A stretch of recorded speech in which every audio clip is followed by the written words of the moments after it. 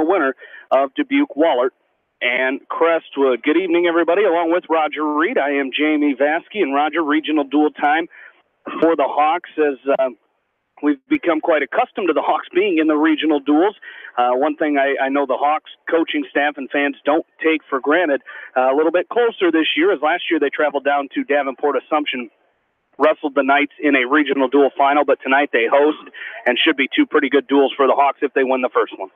Well, you're exactly right, Jamie, and you get rewarded for a good season, and the Hawks at the last in the last poll were ranked third, and they won the sectional. So when that happens, you get rewarded for those two things especially, and the Hawks will host tonight. And there's nothing like being in the Seedorf gym, Jamie, when you're wrestling regional dual action. It's a lot better than getting on a bus and traveling for 2.5 hours or an hour or wherever you got to go. You get to be in your own wrestling room. You get to weigh it on your own scale. You don't have to get in a bus. And when all those things happen, plus you got a home crowd here that doesn't have to travel, and that's always a bonus when you wrestle here. So, two tough duels here tonight. You got four really good teams here, and the winner out of this is going to put their best foot forward when it comes to next Wednesday, and it should be real exciting before it's over. It certainly should. West Delaware winning the sectional in Decorah. Crestwood was the runner-up in that sectional. Actually, three runners-up in this regional duel here tonight is Dubuque Wahlert finishing in a runner-up at the Anamosa sectional. And, of course,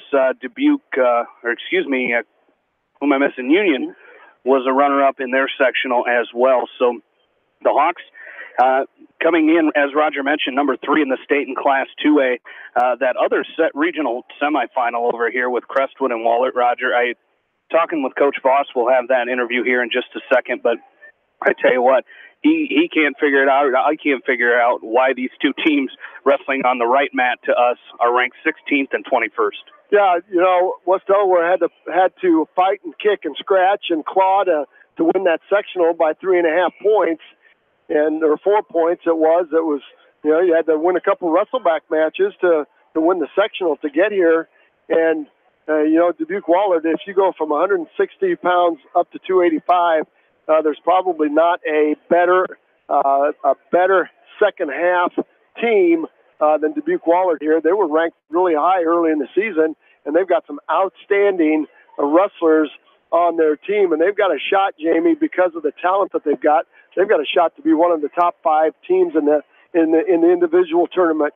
They'll have some guys here tonight that'll be on the podium, as will Cresco, as will Union, and as will West Delaware. So you've got a lot of talent in this gym tonight.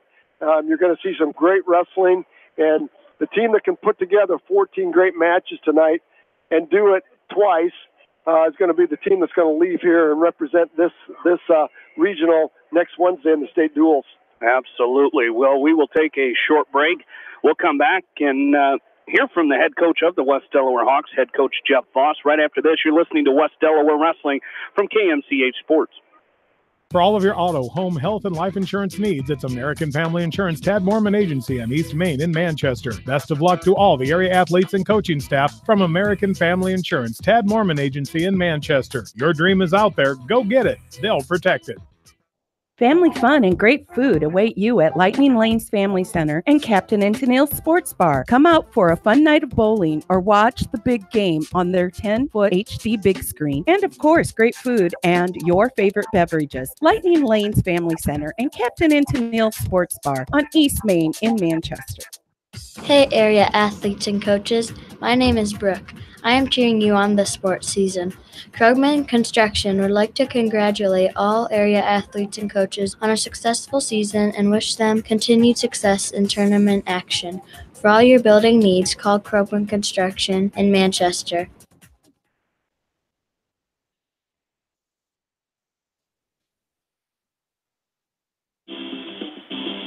And welcome back into the pre-meet here. Jamie Vasky along with you. Joining me is West Delaware head wrestling coach Jeff Voss. And Coach Voss got a regional duel at home again here tonight, as a little bit shorter drive for you guys than last year, having to travel down to Davenport Assumption. But I'm going to start tonight with Union LaPorte City. Saw Union at the Benton Community Tournament. Only had 2 matches with them. They won both of those matches. You had mentioned that they'd placed ahead of you in 6 weights, and you have 3 matchups with them on Saturday in the first round of districts. So what do you know about the Union Knights here coming into this first duel? Well, I know the strength of their lineup was their first 5 weights. They've got some real quality wrestlers down there, and then they've got a couple guys through their middle weights that also qualified for districts. So they got 7-8 kids that are pretty tough, and you get the dual meets, you only need to win 7, and so we're expecting a good duel, and it's just kind of like sectionals with every individual. Everybody's got a clean slate right now, and it might depend on who's the healthiest and who's coming into the duels with intentions of advancing. You just don't know how other teams are going to wrestle against you. So, we're just going to put our best lineup out on the mat and just keep telling the kids to be aggressive and going after things for as long as the match takes, and we'll see what happens. Well, I mentioned 0-2 against them at Benton Community, but what you've told me all year is the kids aren't afraid to lose, and I'm sure that'll be a huge factor for you guys tonight in those matches that maybe they did lose at Benton Community, and that's got to help you tonight, that fact that you've been saying all year that the kids aren't afraid to go out there and lose. Yeah, they really don't care who they're wrestling against, which has kind of been our focus all year, and the last match is the last match, and this is the one in front of you, so just go out there and give your best, and have no fear of losing or making mistakes, and just get out there and get after it. And we're going to have some matchups that we're going to see on Saturday, and my philosophy in dual meets is this time of year you're in a dual meet to create the best matchups to give your team a chance to be successful. What that means, wrestling the best guys with our best guys, moving people around. The coaching staff, we put some time into that, and we're going to do whatever we think we need to do to help give our team the best matchups, and because that's kind of the key to our whole dual meet season. It's been matchups. It's not like we can go out there and expect 8 kids, no matter who they wrestle, to win every duel. We got to create some matchups for us that give our team a chance to be successful, and we've done that quite a few times this year, and we'll try to do it a couple more here today. And if you win that first duel, you'll take on the winner of Dubuque Wahlert and Crestwood. And I tell you what, they've got this. The state has them listed as the number 16 and number 20 first-ranked teams in the state. But I tell you what, those are 2 pretty good teams ranked 16 and 21. Should be a good duel between those 2 to start it off. But if you were to face one of those, it would be a very good duel as well. A lot of matchups. You guys saw Crestwood earlier in the season, won that duel 43-30. It was a 9-5 split in the duel. You wrestled them 12 times on Saturday, and that was 6-6. So 2 pretty good teams, and you're going to get one of those if you win that duel against Union. Yeah, Wallet's probably from 162 heavyweight, got the best upper weights in the state, and those guys, they're tough, and they score a lot of bonus points. And Cresco is, I think they only have 2 or 3 dual meet losses on the year, and one's to us and one's to Hampton. So, why they're ranked so low, I don't know.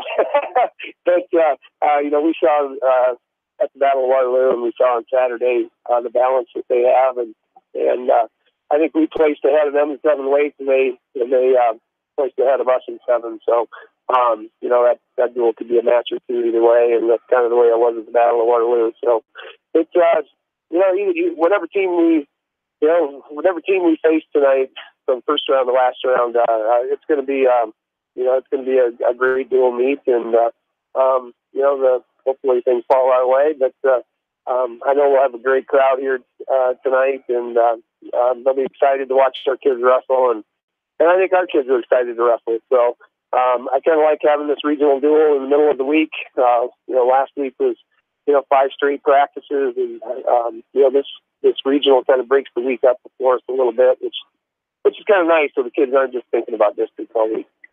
Now, Mother Nature playing a little bit of havoc on practicing yesterday. How do you get the kids prepared to kind of get out of that routine of coming in on Monday and having a practice right away? How do you prepare the kids or get them through that coming into tonight?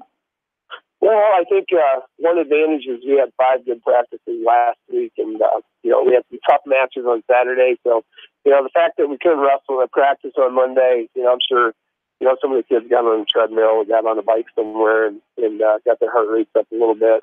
But we'll do our pre-weigh-in workout about 4 o'clock, and we've been doing that all year for dual meets, and it's just kind of a way to get our mindset, focused on the things that we've done to be successful this year, and we'll go through that workout and weigh in, and then the boys are on their own to get themselves ready, and they've been doing a great job of that all year. So I don't think missing practice.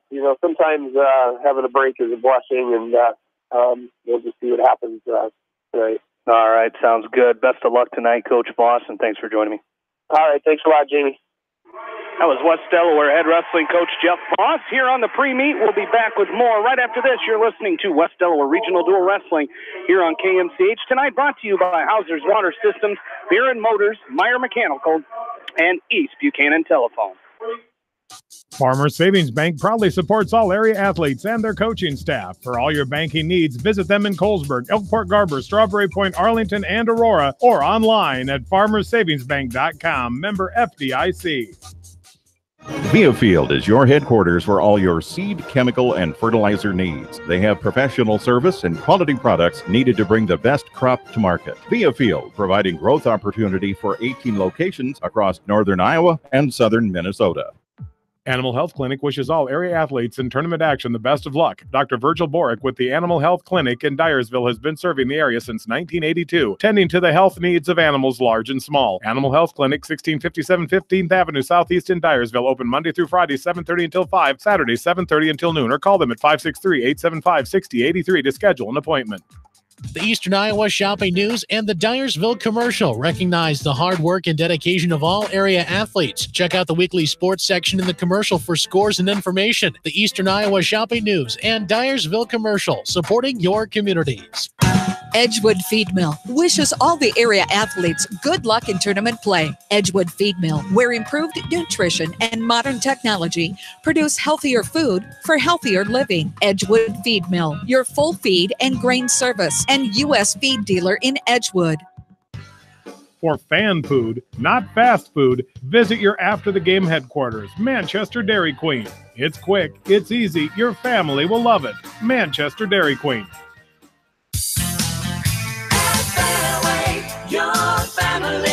It's no secret that people come to Fairway in Manchester for their famous meats, but as you dash back to the counter to pick up your USDA choice ribeyes, don't be surprised if you find yourself lingering among the delicious fruits and vegetables in the produce department. Shop Fairway in Manchester for low prices and all your grocery needs.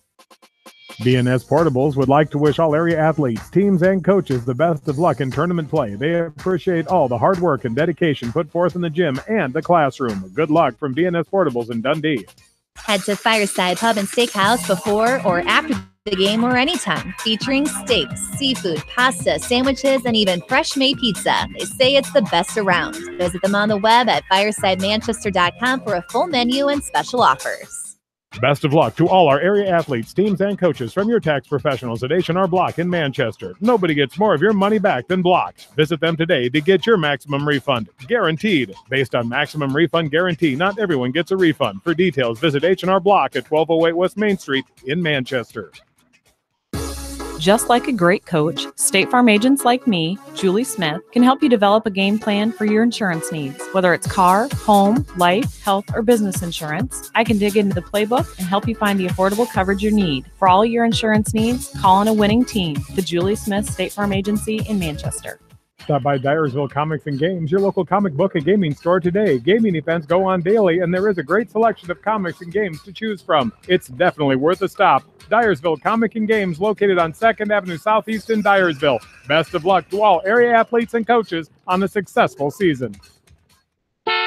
Hi, this is Chris Henry, Service Manager at Brown Sales and Leasing in Elkader. Our goal is to make your car buying experience the best possible, and our factory-certified technicians are dedicated to you and your vehicles. Stop in and see us at Brown Sales and Leasing in Elkader, or visit us online at 4browns.com. Your hometown dealer, wherever your hometown may be. Best of luck to all area athletes and coaches. Kramer Brothers Dairy Supply in Monticello appreciates all the hard work and dedication put forth in the classroom and in the gym. Best of luck to all area athletes in tournament play from your dairy experts. Kramer Brothers Dairy Supply in Monticello. Heiberger Insurance in Epworth and Heritage Mutual Insurance handle a variety of insurance products serving Dubuque and surrounding eastern Iowa counties. Working together with neighbors, helping neighbors remains their focus. You can rely on Heiberger Insurance of Epworth and Heritage Mutual for all of your property and liability insurance needs. Proud supporters of the Western Dubuque Bobcats. At Three Rivers, our customers come first. Your business is very important to us. Our goal is to provide you with the best products and service that you have come to expect from Three Rivers. Visit our website at threeriversfs.com or the location nearest you. Three Rivers, your partner in growth solutions. Riker Shoes is your specialty shoe store in Dyersville. They carry women's shoes to size 13 and men's shoes to size 18. Riker Shoes open Monday, Tuesday, Thursday, and Friday, 9 until 5:30, Wednesday, 9 until 1, and Saturday, 9 until 4, and evenings by appointment. Best of luck from Riker Shoes in Dyersville. Citizen State Bank, your locally owned, community-minded, and customer-oriented bank, is here to serve you. Choose one of their 7 convenient locations in Winthrop, Monticello, Manchester, Ryan, Strawberry Point, Hopkinton, and Nubiana. Citizen State Bank, community banking with people you know, member FDIC. Crop Production Services in Dyersville and Worthington excited to announce that they will be moving to their brand new facility at 2245 330th Avenue in Dyersville sometime in March. Good luck to all area athletes from the winning teams at Crop Production Services in Dyersville and Worthington.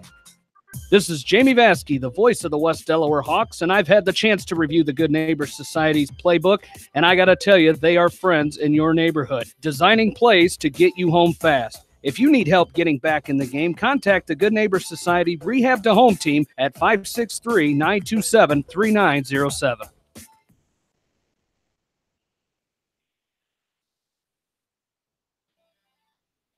And back into the Seedorf Gymnasium, Jamie Vaskey, Roger Reed along with you.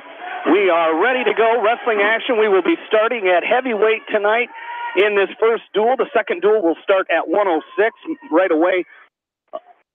Up right away here for the Hawks is Carson Petlin. He will be taking on Matt Millard of Union, and there's a quick takedown by Carson Petlin. Roger, you like to see that early out of the gate. Well, that's where you want to start right there, and Carson Petlin is wrestling a guy that did not wrestle at the Benton Community Invitational. Matt Millard comes in. He's a freshman. He's a big freshman. He weighed in at 265. Carson Petlin's going to toss him on his back. He's going to get the fall right here. Jamie, he's teeing out right now. 135 left to go. Millard's trying to high bridge, but that's a big chore for the freshman underneath. He's got the left shoulder blade up, does Millard. Carson Petlin's trying to tee out, but the freshman from Union is making it tough on the freshman from West Delaware right there. Now Petlin scoops the left arm. He's going to try to flatten out that shoulder blade. I think he's going to have to put a half Nelson in and lift the head of Millard, as Millard's doing a great job bending and bowing and curving that neck and getting his weight up on the neck. Carson Petlin's still on his knees. And he's got the tee out, James. And you can hear Coach Boss say put a half in, but I think he's going to settle in now as Millard tried turning the other way, and there's the fall. 109 as Coach Boss said put a half in. Carson Petlin just readjusted basically on Millard trying to wiggle the other way, and Petlin gets the fall in 109, and the Hawks go up 6-0. And that's huge, Roger, because Union's very good in the lower weights, and we're going to see that here in just a little bit. So the Hawks have got to get points when they can. Yeah, we're going to go to 106 right now. Luke Farmer from West Delaware is going to take on, this is Colton Crawford. He's a very fine freshman for Union. They've got some freshmen in the lineup that are very, very, very good. And Crawford was seeded 4th at the Benton Community Tournament. And this will be very interesting as Crawford drops down to one knee. As we are underway here, Crawford, I'm telling you what, fills out that singlet for a 106-pounder, and he's going to drop to one knee. And Luke Farmer, not going to allow Luke Farmer to drop in on that fireman's carry. Luke's got a great fireman's carry, shooting it to the right side, and the young man, the Union Knight, Colton Crawford, is going to do a good job of dropping to that right knee, so Farmer can't shoot that low-level shot. Crawford right back down on the right knee now. Nice job of Farmer with head control, trying to slide by. Crawford's going to come back up to his feet and face off Farmer. 118 and counting. Very strategically wrestled match so far, as both wrestlers still trying to find something that's going to work here. Now a nice snap down by Farmer, and Crawford's going to come back up with an underhook on Farmer. Farmer with an underhook now on the left side of Crawford, the left side is going to try to lift that underhook and maybe shoot a duck under, but Crawford's doing a great job blocking him off with his head. He's going to have to get his head on the same side as that underhook, and now a 2-on-1 attempt by Crawford. Farmer's going to back out of the circle. Crawford once again drops in, tries to dive in on a low single, drops to that right knee. And Jamie, here's a situation. If you're Luke Farmer, you don't want to force anything right here. The guy's taking that your textbook shot away from you, and you don't want to force anything to put yourself in bad position to score. Well, you don't, and it's kind of that situation of not shooting yourself out of the match, and that's what Luke Farmer's going to have to do here. Because Crawford now is going to reach. He dropped to the right knee and then dove in on a single. Nice down block by Luke Farmer. Let's see if he can stuff the head of Crawford and hit a go-by on him. 14 seconds left to go. Crawford underneath trying to elevate Luke Farmer. Farmer's got to slide his hips back and keep the weight on his head. We're going to get a stalemate. Nice down block by the sophomore from West Delaware. Good shot by Crawford. Nice defense by Farmer. That's what you would expect out of two outstanding 106-pounders. That's what we've got going on right here. Slide by as the time expired by Crawford. No points there. He caught Farmer by surprise. And it looks like Union will have the even matches tonight as our referee points toward Union. West Delaware will be home on the scoreboard. They've got the green leg bands on. They've got the odd matches. Farmer's going to start on the left side of Crawford. Crawford tries to come to an inside stand-up.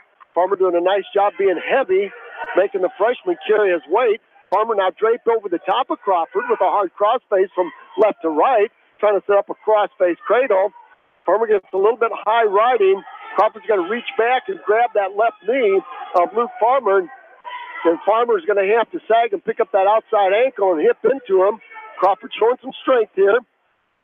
And he's going to give up 2 points. Boy, I'd like to see that right there. That was an easy 2-point reversal by the freshman from Union, Jamie. Yeah, it really was. And now Farmer's got to go to work underneath and really try to work up and at least try to cut this in half here before we get to the third period. So Farmer, trying to build a base, but it looks like,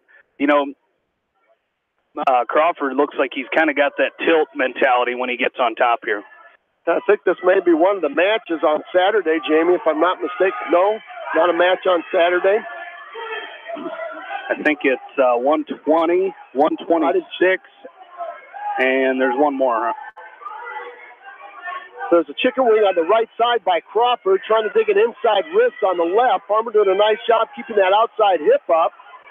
Going to have to work some hand control and get back to his feet. Crawford doing a great job with the tight waist with the left, and he pulls Farmer off his base.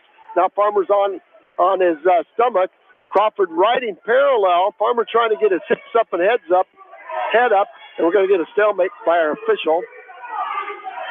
25 seconds left for Luke Farmer's got plenty of time here.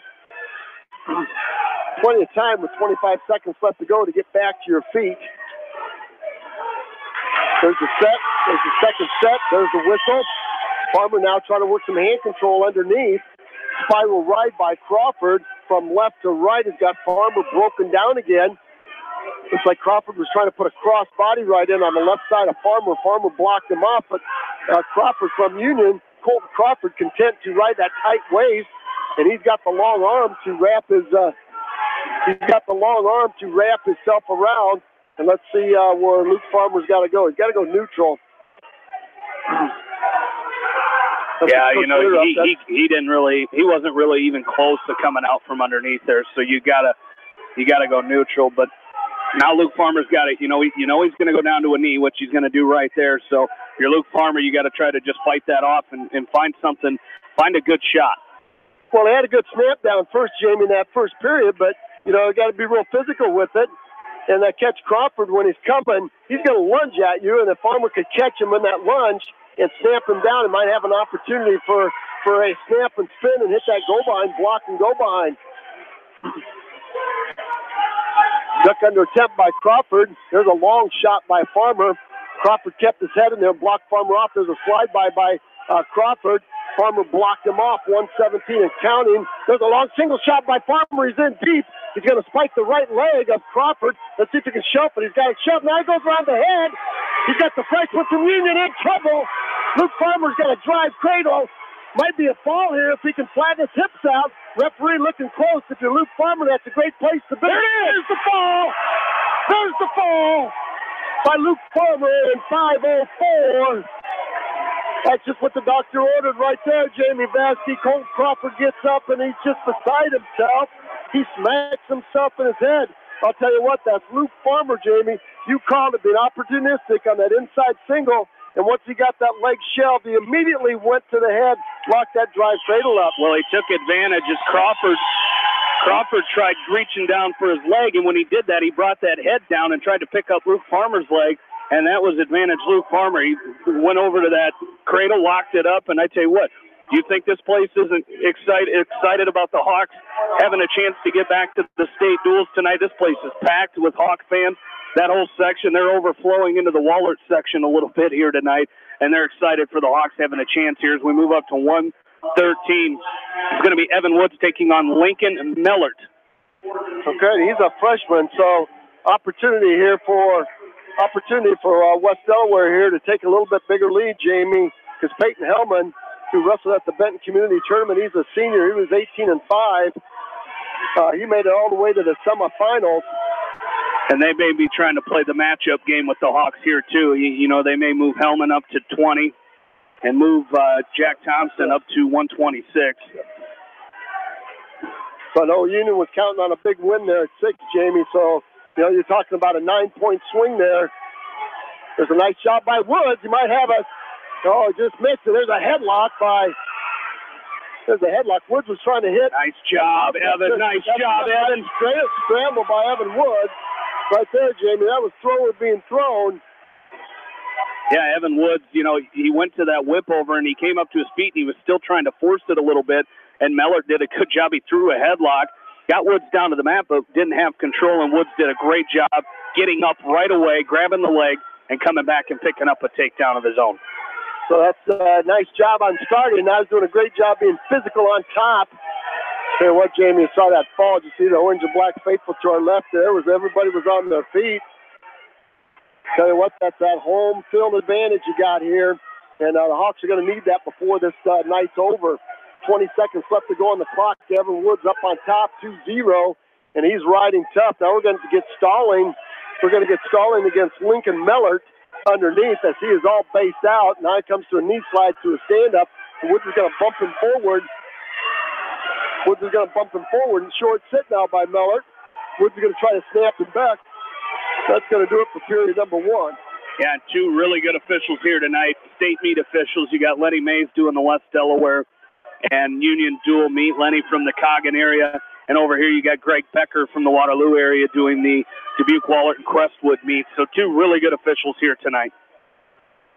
All right, Lincoln Mellert is going to go down. And hopefully they heard me say that. There's a short sit by Mellert. And Evan Woods up on top, applying a lot of pressure from top to bottom.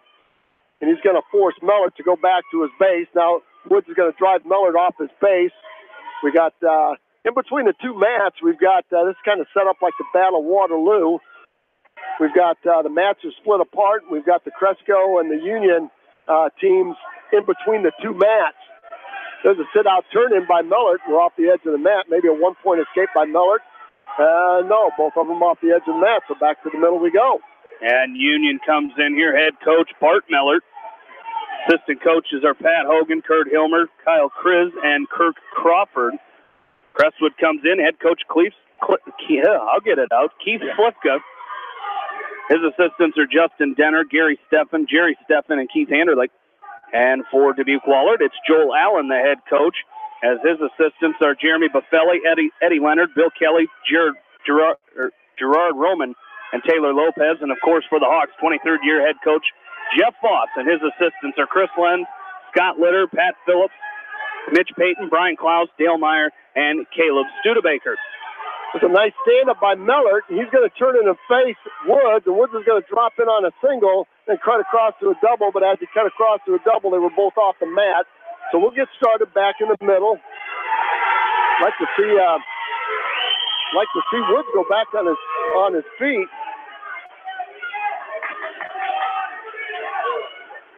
So here's the restart. Again, a short sit. That short sit by Mellert has been giving Evan Woods a little bit of a trouble, a little bit of a tussle here, and Woods hasn't quite found a way to knock him off his hips for very long. Now we're going to get stalling against Woods as he's riding that 2-on-1 up on top. 45 seconds left to go. Coach Lenz and Coach Litter are up off their feet, telling Woods to drive him forward and keep him down. Now a claw ride by Phillips. Spiral ride with the right, claw ride with the left, from left to right. Here's the switch attempt by Mellert. Sit-out attempt now by Mellert. Boy, he stays on that base and staying in great position, and Evan Woods can't find a way to knock him off his base to work a pinning combination. 24 seconds left to go, period number 2. Evan Woods hanging on to a 2-0 lead. Might be a one-point escape by Mellert. And off the edge of the mat they go. You know, Mellert doing a good job, but like you said, staying on his base. But I've been impressed with Evan Woods, you know, being able to he's continuing to stay busy. He's working pinning combinations. Normally in a ride like this, you'd think there'd be a stalling call, but Evan's doing a good job of avoiding that here. So what he did really good right there, Jamie, is he switched sides and immediately knocked Mellert off his base. Now he comes with a hard crossface from right to left. He's going to run out of time. He's got a butcher set up, but he's going to run out of time. That's a much better job there by the sophomore from West Delaware. A smart thing switching sides. And that confused the freshman from Union. Real quick, let's take a look at some of our other scores from around the area. Our area wrestlers wrestling in regional duels tonight. Cascade losing to Sigourney Keota 54-30 as Cascade forfeited the last 3 matches of that duel. So Cascade falling 54-30. Side neutral, 1-point escape by Woods, Jamie. So Cascade falling in that first duel. Maquoketa Valley trails Wapsie Valley. Maquoketa Valley trails Wapsie Valley 12-4 as they're at weight class 145. They did not all of these duels starting at heavyweight like our duel is here tonight, as that one started at 126. As Maquoketa Valley trailing 12-4. As Denver with a 53-0 lead over East Buchanan right now. Go ahead, Roger. Well, we got a good switch-re-switch here. It was a switch by Mellert. He picked up a 2-point reversal on Woods, and then Woods with a real quick re-switch on Mellert. So Woods is going to find himself back on top, and he's got the lead 5-2 now with 55 seconds left to go in this match. So Evan Woods has some work to do here. He's going back to the left side. Mellert has done a nice job with hand control. Woods has done a nice job staying behind, and now he's off the feet going side to side. Now he's working that cross wrist. He's got a ball and chain. He's got the left arm of Mellert trapped between his legs. Let's see if he can set up a half Nelson or a wing. Might have a tilt here as Mellert goes inside, hip down. Now a half Nelson by Woods. He's going to drive the half Nelson. And Mellert reached up and pulled the half Nelson off. Woods still with that ball and chain doing a great job. 20 seconds left. Now let's go with the left arm. He goes right back to work on the head and shoulders of Mellert. 14 seconds left to go. Evan Woods up 5-2. And West Delaware is 8 seconds away from going 3-0 so far in this first duel with Union. 3.6 seconds left. On the other mat, it's 3-0 in favor of Wahlert over Cresco. And the 106-pound match is tied at 3-3, so might have overtime. And there's a short sit again by Mellert, and that's going to do it. Evan Woods will pick up a very nice 5-2 win, Jamie. That's a nice win by Evan Woods right there. It certainly is. Looking back at these meets, I mentioned East Buchanan trailing Denver 53-0. 6 forfeits for the East Buchanan Buccaneers in that dual meet so far. Also tonight, Beckman trailing Washington 12-9. They're at weight class 152. Independence trails Solon 6-3 as they're at weight class 195. And it is, as we're going to move up to weight class 120 here, this is going to be Peyton Hellman, as we thought.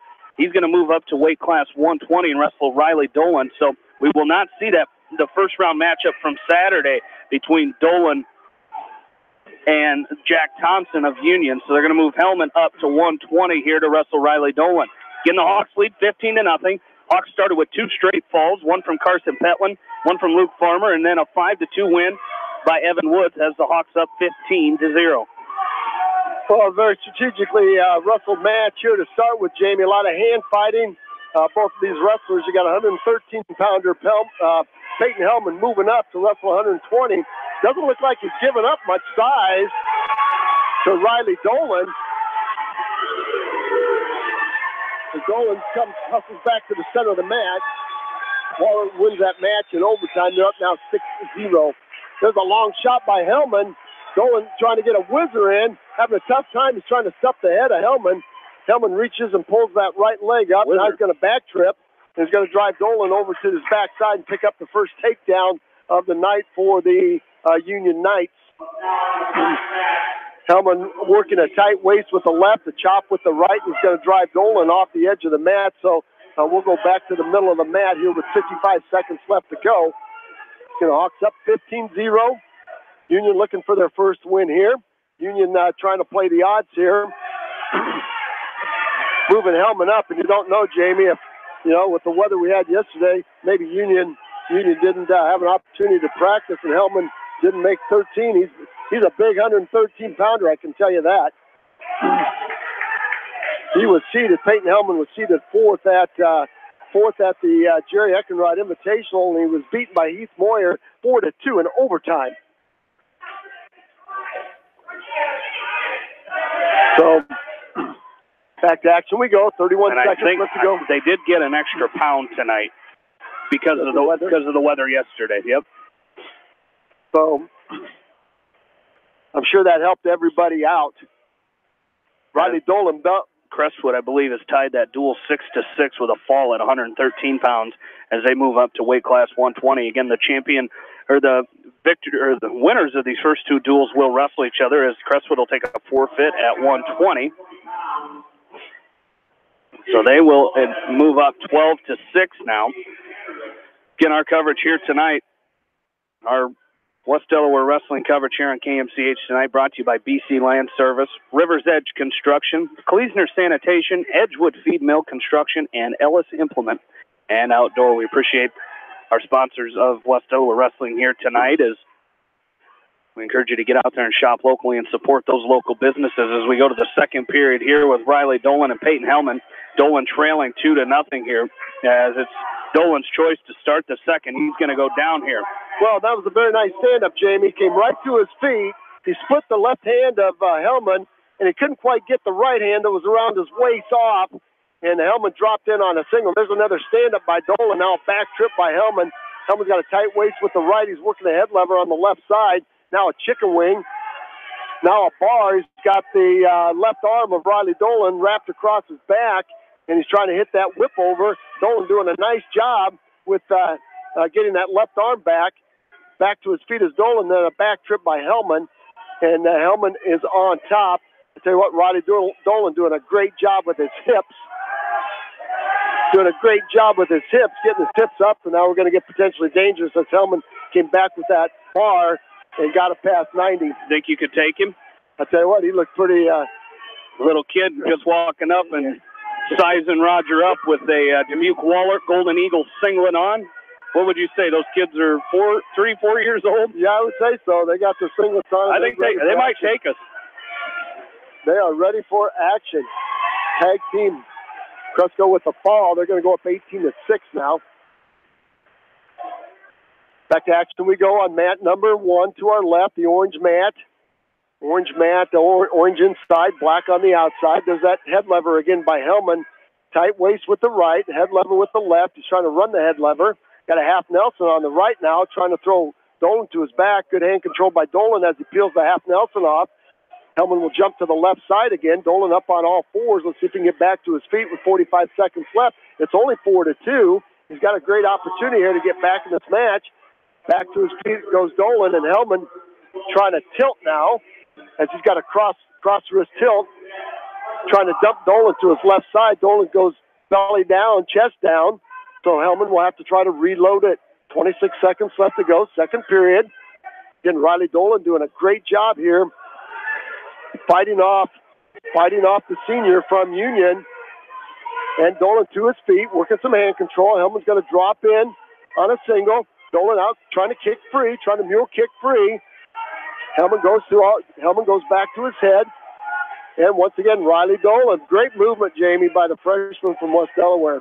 Really is, and, doing a good job of, I'd like to see him get the escape, but, did a great job of moving, like you said, getting back up to his feet, but just wasn't able to get the escape here. Well, and you talked about it. You heard Coach Voss talk about it. These guys, no intimidation at all. You got a freshman wrestling a senior. It's at the end of the year. It's no different than Riley Dolan tackling any of the other seniors that he's wrestled during the course of the year. 2-0, 2 seconds left to go. And we're going to go to the third period. I believe it's going to be Hellman's choice. Now let's see where he decides to go. And he will choose down. And love to see Riley Dolan with that cross-face cradle. If he can surprise the senior from Union. There's an outside stand-up by Hellman. A chop and drive by Dolan. Tight waist by Dolan. And a stand-up by Hellman. Hellman's got a hand control. Dolan's going to drop in on a single. He's got the right leg of Hellman. Now he's going to try to cut across the double. Hellman's going to turn a mule kick free. 1-point escape for Hellman. Now 3-0. Back to neutral we go. 1:38 and counting. The Union has been doing a lot of wrestling on their knees as Hellman. We're going to see Hellman do the same thing Mellett was doing. He's dropping to one knee. There's a sweep single. Far side fireman's by Hellman. He's got Riley Dolan on his back. Now reverse half Nelson by Hellman. Dolan in trouble. He's trying to bridge out of it. He's going to kick himself free. And now reverse half Nelson. Can't quite get it in. He's going to pick up a 2-point reversal maybe. He's got his head in the side. Let's see if he can lock up that cradle. Oh, he missed the opportunity for the cradle. It's going to be a 3-point near fall for Hellman. No points yet for Dolan. 54 seconds left to go. Dolan in good shape right now. Hellman hanging on to the right leg of Riley Dolan. Dolan trying to split the leg, split the grip.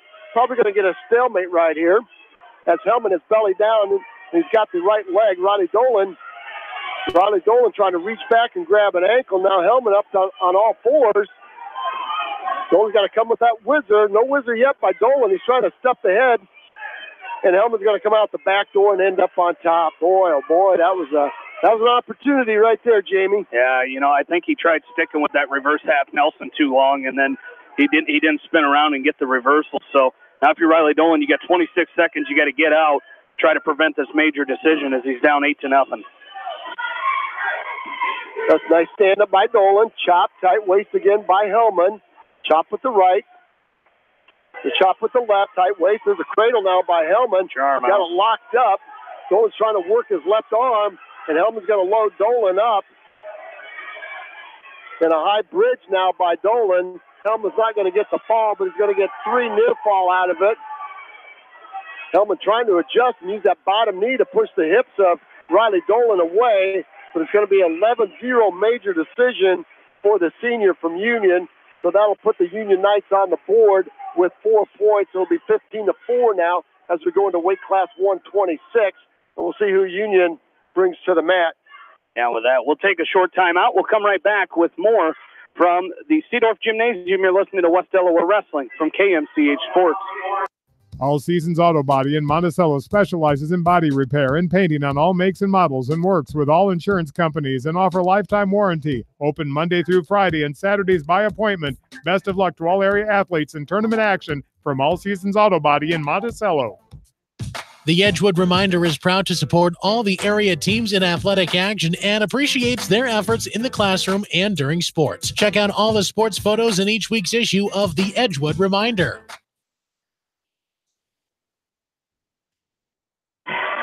Back into the Seedorf Gymnasium. Hawks lead 15-4. We're up to weight class 126, and it's going to be Stavely Mowry for the Hawks. He'll be taking on Jack Thompson. Jack Thompson ranked number 4 at 120 pounds, moving up to wrestle Mowry here at 126.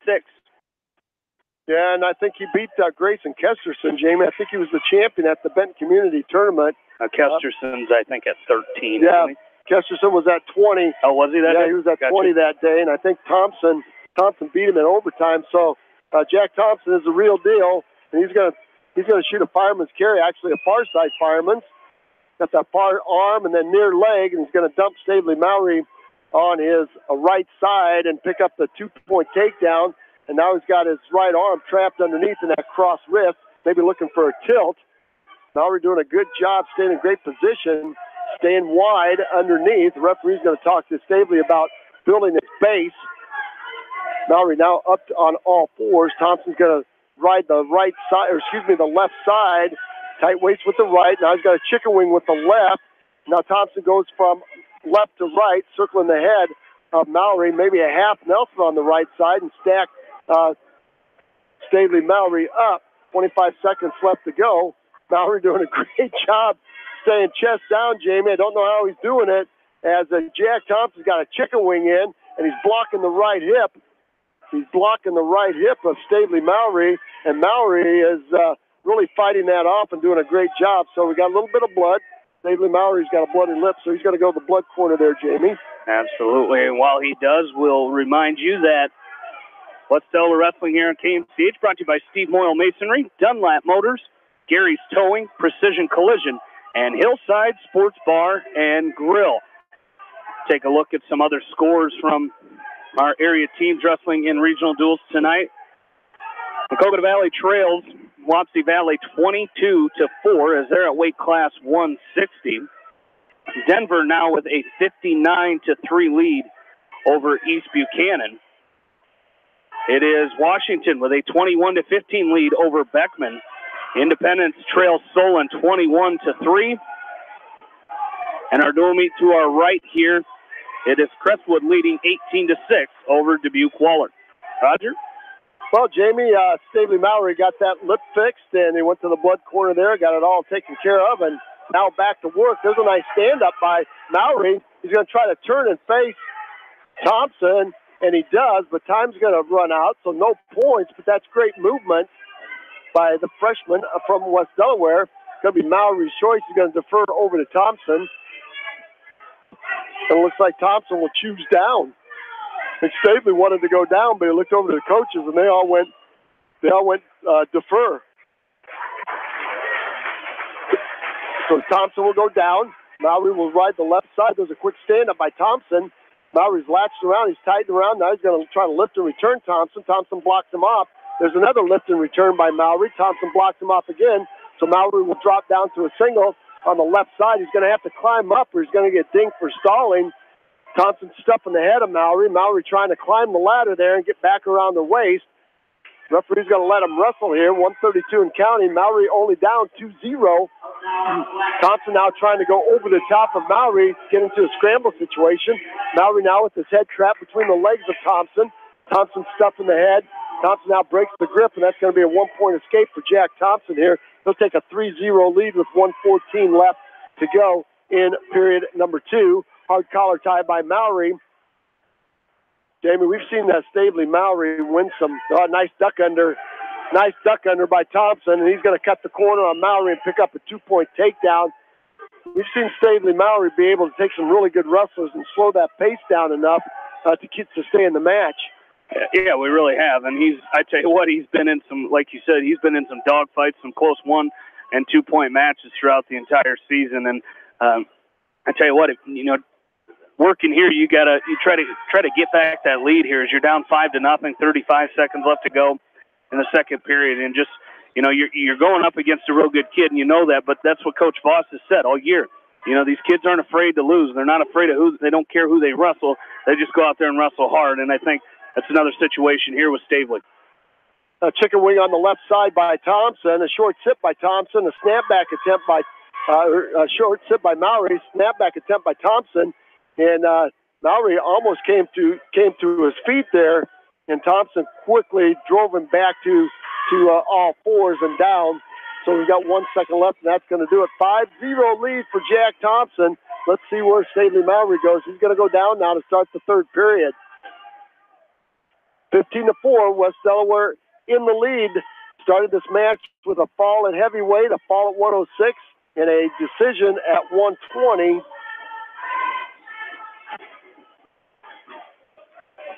Mallory will go down. There's the whistle. All fours is Mallory trying an outside stand-up. He's up on tripod stand-up now. He's up to his feet. See if he can split the hands of Thompson. He does. He picks up a one-point escape.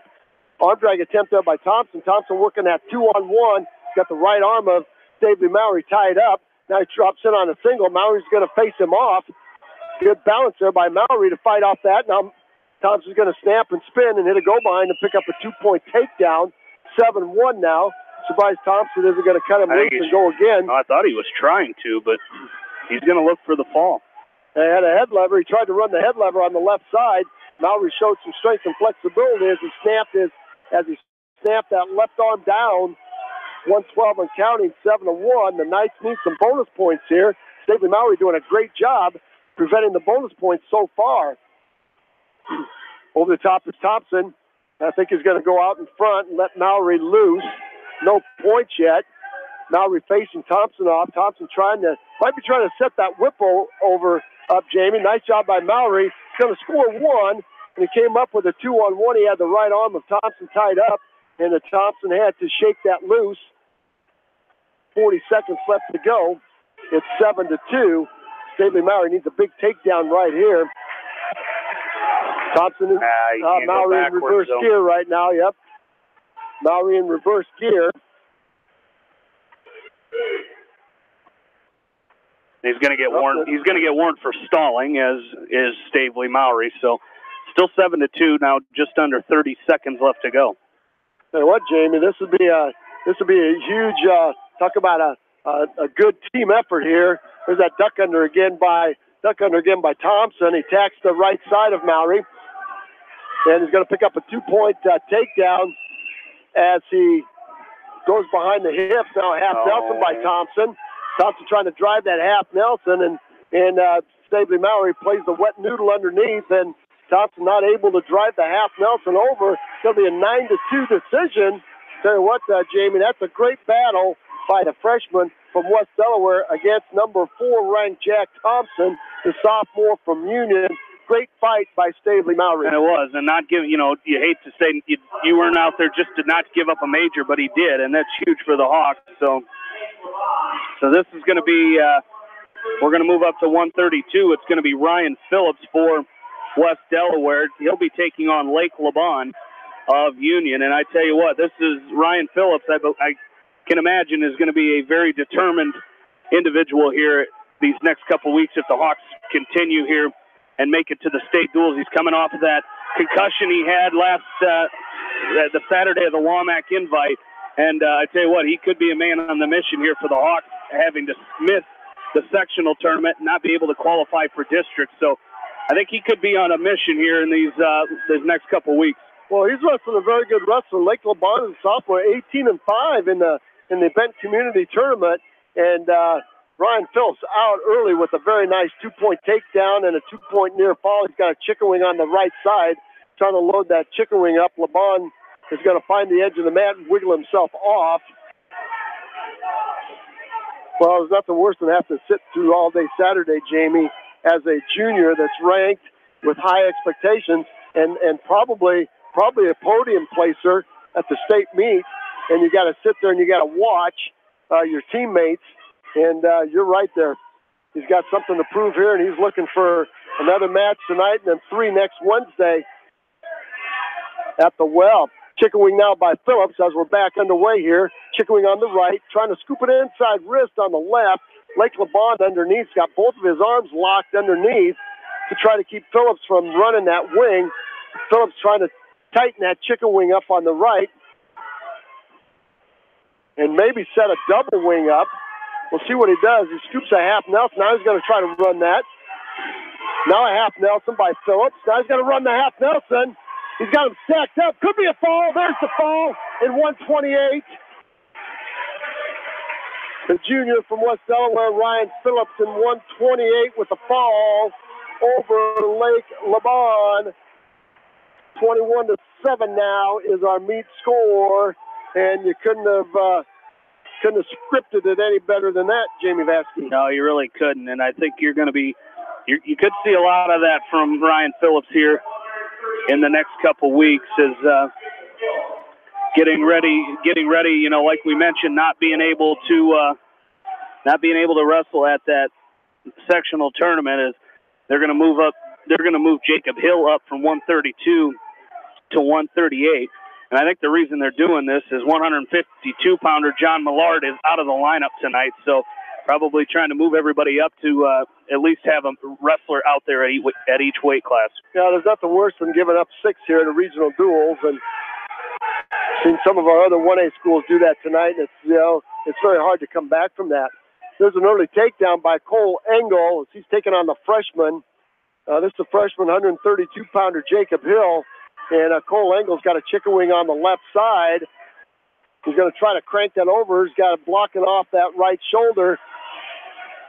And he might end up with a fall here, Jamie, over Jacob Hill. He's going to have to readjust himself. He's teed out. He has reverse half Nelson out by Cole Engel. He's got to get off his knees on his toes. He's got a lot of time, 104. Trying to settle in right there. There's the fall in 1 minute. Cole Engel with the fall in 1 minute over the freshman Jacob Hill. So the pin bug has made its appearance in the Seedorf Gymnasium here tonight, Jamie. 27-7 now as we move up to weight class 145. And let's see who we... Adam Aronson. This will be an interesting match. Aronson's a freshman, and then the wrestleback, he beat Cole Engel down at Benton Community. So this is going to be one of those interesting matches here. You got two good freshmen going at it. Cale Meyer up for the Hawks here at 145. Again, Hawks leading 27-7. With just 6 matches left to go here in this dual meet. So Hawks trying to, I would imagine, trying to salt this thing away as quick as they can. Yeah, that would be a good thing. There's a nice snap down by Cale Myers. He's got Aronson stretched out. Meyer trying to hit a go-behind. He's trying to circle from right to left. He's going to pick up the right ankle of Aronson. Now he's going to dive right into that drive cradle, and Aronson's going to block off. He's got his right hip down, so Meyer will go directly behind and pick up the 2 points. Now a hard tight waist with the right, a chop with the left. Cresco up now 26-6 on the Golden Eagles. 55 seconds left to go. Sit out, turn in now by Aronson. Going to face Cale Meyer. Meyer will go to front headlock. Aronson doing a good job keeping control of that right elbow of Cale Meyer. Meyer's going to push him loose. Aronson tried to drop in on a fireman's carry. Meyer blocked him off. Good hips by Cale Meyer. Aronson once again back up to his feet. Meyer controlling that head, making Aronson carry his weight on that low back. Meyer controlling the right elbow, maybe looking for an elbow pass to a shot to the right side. Now he's going to go to the left side. He's got a single up. Cale Meyer's got it up. A roll attempt by Aronson. Meyer ends up with a 2-point takedown, almost a drive cradle. As Aronson tried to hit that roll through, tried to hit that somersault off that single, and Cale Meyer felt that coming. Did a nice job with it. A short sit now by Aronson. And first period over, 4-1.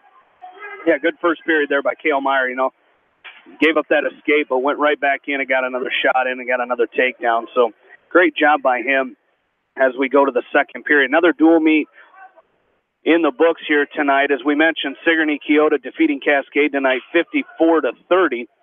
And it was Denver over East Buchanan 77-3 in that first duel of the regional duels for East Buchanan. Again, falling 77-3. Some other scores: Independence trailing Solon 24-9.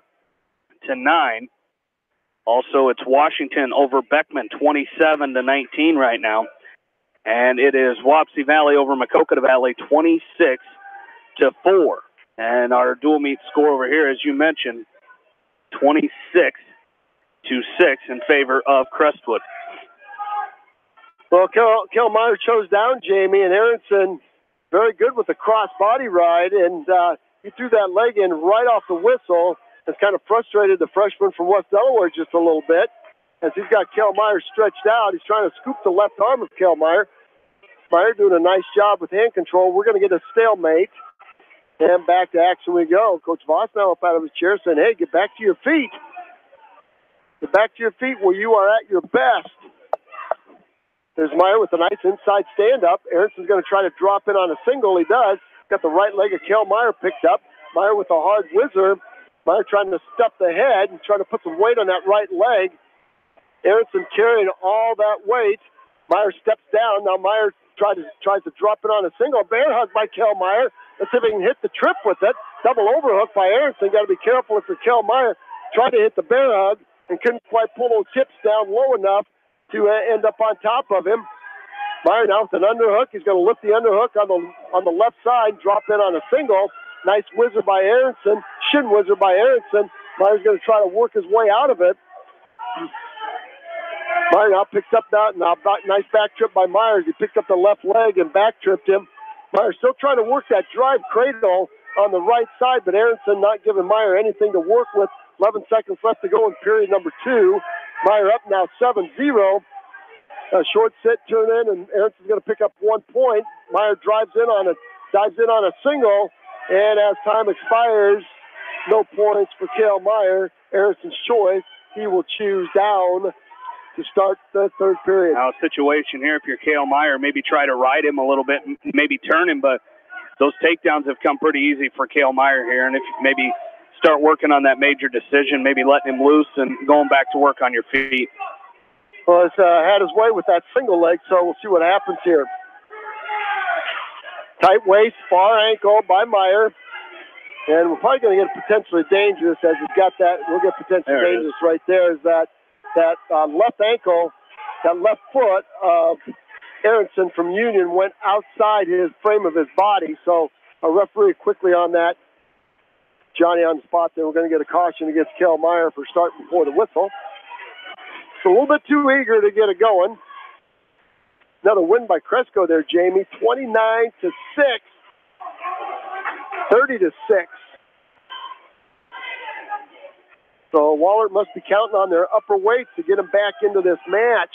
I'll tell you what, Cresco can go with them. There's a 2-point reversal by Aronson. He chose down. Meyer got high riding, and here comes a cross body ride. Aronson looking for a way to put the legs in. Now we're going to get potentially dangerous again. 7-4 now. 7-4. Cale Meyer giving up a 2-point reversal there. He got just a little bit high riding. There's a nice stand-up by Meyer. He's going to split the hands of Aronson. Pick up 1 point. It's 8-4 now. Aronson drops in on a single front headlock by Meyer. He's going to try to cut the corner.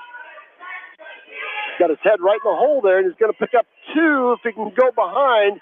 Aronson blocking him off. That's going to be a 2-point takedown by Cale Meyer. Aronson's got his head caught. The referee gave him 2.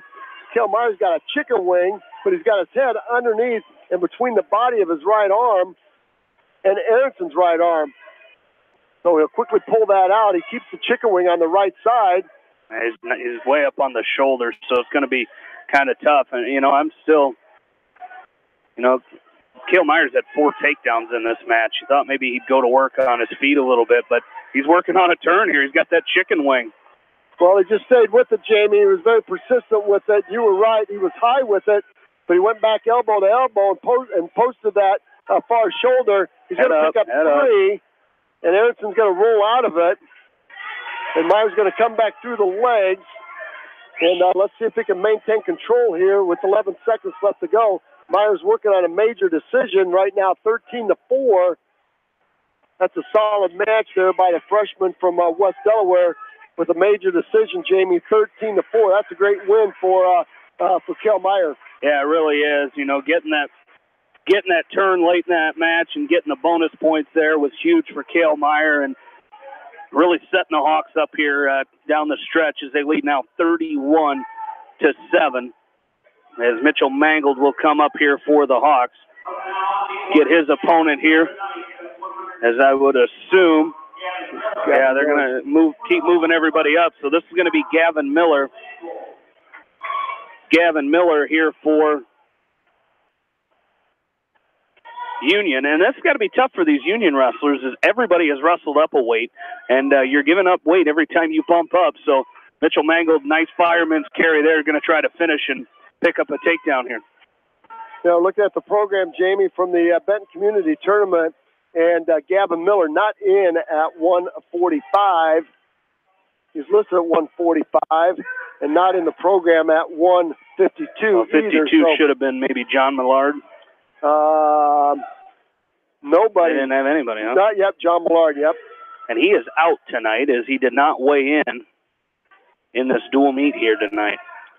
So they listed him. He's a sophomore at 6-12 coming into the Benton Community Tournament. So late season injury possibly. But here's a Mitchell Mangold working a crossface far arm from right to left. And a beautiful fireman's carry, Jamie, as you stated. Now he's going right to work as he does on top, working for some pinning combinations, maybe a crossface cradle as he's got that left arm wrapped around the face of Gavin Miller. Let's see if you can drive that to the left knee. 43 seconds left to go. Mangold really working that head. He'll try to set up a butcher here, maybe reach back and pick up that inside knee and throw Miller to his back. And I think he's got the cradle locked up. Let's see if he can flip Miller to his back. He does. He wiggled his way into that cradle. He's got it locked up. Let's see if he splits the legs of Miller. He's got 20 seconds. Miller doing a nice job blocking off Mitch Mangold. Mangold's going to have to give the cradle up. And he goes quickly right back over to the right side. He had the cradle locked up on the left side.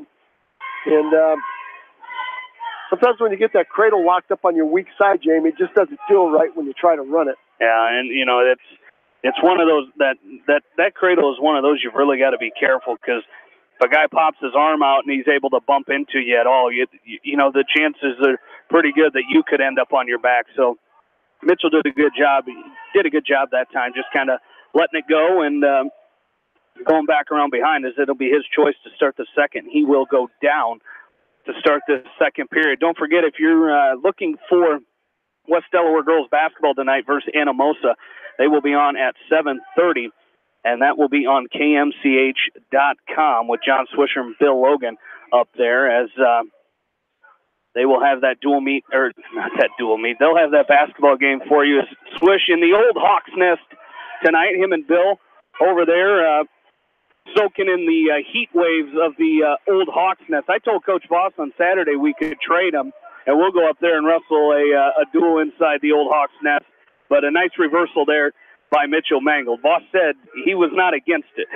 I'll tell you what, there's nothing like the old gym for a wrestling meet. And you get up there in the hot box.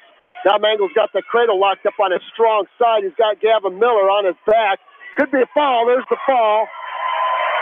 In 2:36, Mangold will record a fall in 2:36 over Gavin Miller at weight class 152. That puts the Hawks up 37-7. And 1, 2, 3, 4, 5. They would need 5 falls. They'd need 5 falls right there. We're going to see Tristan Volker take the mat for the Hawks here at 160. So Tristan Volker, and it's going to be Caleb Roach. It's going to be Tristan Volker for the Hawks taking on Caleb Roach. Volker, the senior for West Delaware.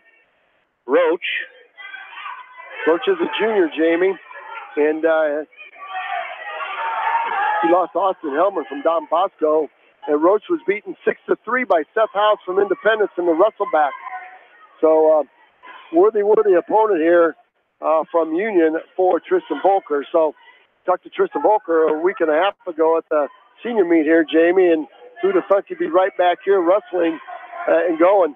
There's Roach. He's got an inside wrist, rolls it out to a bar, and he's going to throw. He got a 2-point takedown here to start this match. So working on that, like you said, working on that inside wrist. He leads 2-0 here. Yeah, now he's got a chicken wing on the left side. And he's going to try to run Volker to his back. Tristan trying to work that left arm free. And Roach has Volker on his back. He's trying to tee out. Tristan trying to punch that left arm through and get his chest back down. But Roach doing a great job. 3-point near fall by Roach. And Volker did a nice job again getting hand control and peeling the half Nelson off, and that's kind of what you do. Can't give a guy a half Nelson to turn you over, so Roach will dig a chicken wing now on the right side. Dig a chicken wing on the right side, and Roach is going to throw Volker to his back again. Now reverse half Nelson by Caleb Roach. With 22 seconds left to go, Tristan Volker finds himself on his back trying to bridge out. Now he's posted on both elbows. 15 seconds left to go. A high bridge by Volker. Roach now with the reverse half Nelson trying to tee out. Volker doing a nice job. 8 seconds left to go. Referee down looking for the fall. 5 seconds left to go. See if Tristan Volker can wiggle his way out of this and live to wrestle another period, and he does. But there's a 3-point near fall by Caleb Roach, and he's up 8-0 after one period. As Crestwood with a win there, they go up 35-6 over Dubuque Wahlert. Here, as looks like Wahlert may not be wrestling their big guys here tonight. Josh Ramirez is not going to see him wrestle here, top ranked in Class 2A. And here's Roach with a throw on Tristan Volker. He's got Volker on his back. He leads 10-0. Yeah, that was just a little too much forward pressure by Volker, and it made it easy. You know, we talk about that all the time, Jamie, that straight line pressure. And you can't fault Tristan Volker for being aggressive out there. You got to watch that straight line pressure. Makes it easy to get tossed to your back. 124. Volker fighting the high bridge, finds himself back to his stomach. There's a 3-point near fall by Roach. It's 13-0. So, you know, we talk about, hey, if you're going to get beat, you know, if you're going to get beat, don't give up by the fall. You never know when it comes down to those one-point matches in these big duels. 1:03 left to go, second period. Caleb Roach up 13-0, looking for some more as he goes back to work on the left side of Tristan Volker. He's got that inside wrist with the left. He's trying to roll that out. Nice sit-out turn by Volker. Volker might pick up a 2-point reversal. No, 1-point escape by Tristan Volker. That's just very nice by the senior from West Delaware. Got to his feet and split the hands of Roach and quickly turned and faced him off. Now Roach drops in on a single, switches over to a double. Volker reaches back, tries to grab that near ankle of Roach. He's got the near ankle. Might be a scramble situation. Roach trying to hook the left ankle of Volker, but there's a 2-point takedown now for Roach, making the score 15-1. High leg over by Volker, picks up a 2-point reversal. 14 seconds left to go, Jamie. Great job there by Tristan Volker. You know, he's a point away from giving up a tech fall, but did a great job of, like you said, that high leg over, getting himself back on top and picking up the reversal there as they go out of bounds with 2 seconds left to go in this second period. 15-3, the lead for Caleb Roach. And Jamie, that pin there by Cresco is going to win this duel. Mathematically, they're up 41-6. We probably won't see Colton Bardo either. So Cresco is going to win this duel. All right. I think we are going to see Bardo. We are going to see him right out there. All right. Let's see whose choice it's going to be. It's 15-3. It's going to be Roach's choice. He's going to choose neutral. I'm telling you what, Tristan Volker, that last minute of the second period, he showed something there. You know, being able to fight off his back. Volker now coming with a hard collar tie with his right, retie by Roach. Roach tries to drop in on a single, and Volker slips, and Roach drops in on him. He's going to pick up 2, and now he's got Volker on his back. Might be a fall. That was a slip by Tristan Volker, and that's going to do it right there as Volker's off his back. No, he's not off his back yet. He tried to bridge and rolled through to his stomach, and before he could fully get back to his stomach, that's going to do it right there. 3-point near fall, 20-3. Tristan Volker just slipped. He backstepped, tried to come forward at Roach and slipped, and that made it very easy for Caleb Roach to drop in on him. And I'm telling you what, covered him up. And but you didn't give up the 6 there, Jamie. And that was your job going in there, not giving up the 6. As we're going to move up to weight class 170, it's going to be Peyton Pelkey. Peyton Pelkey for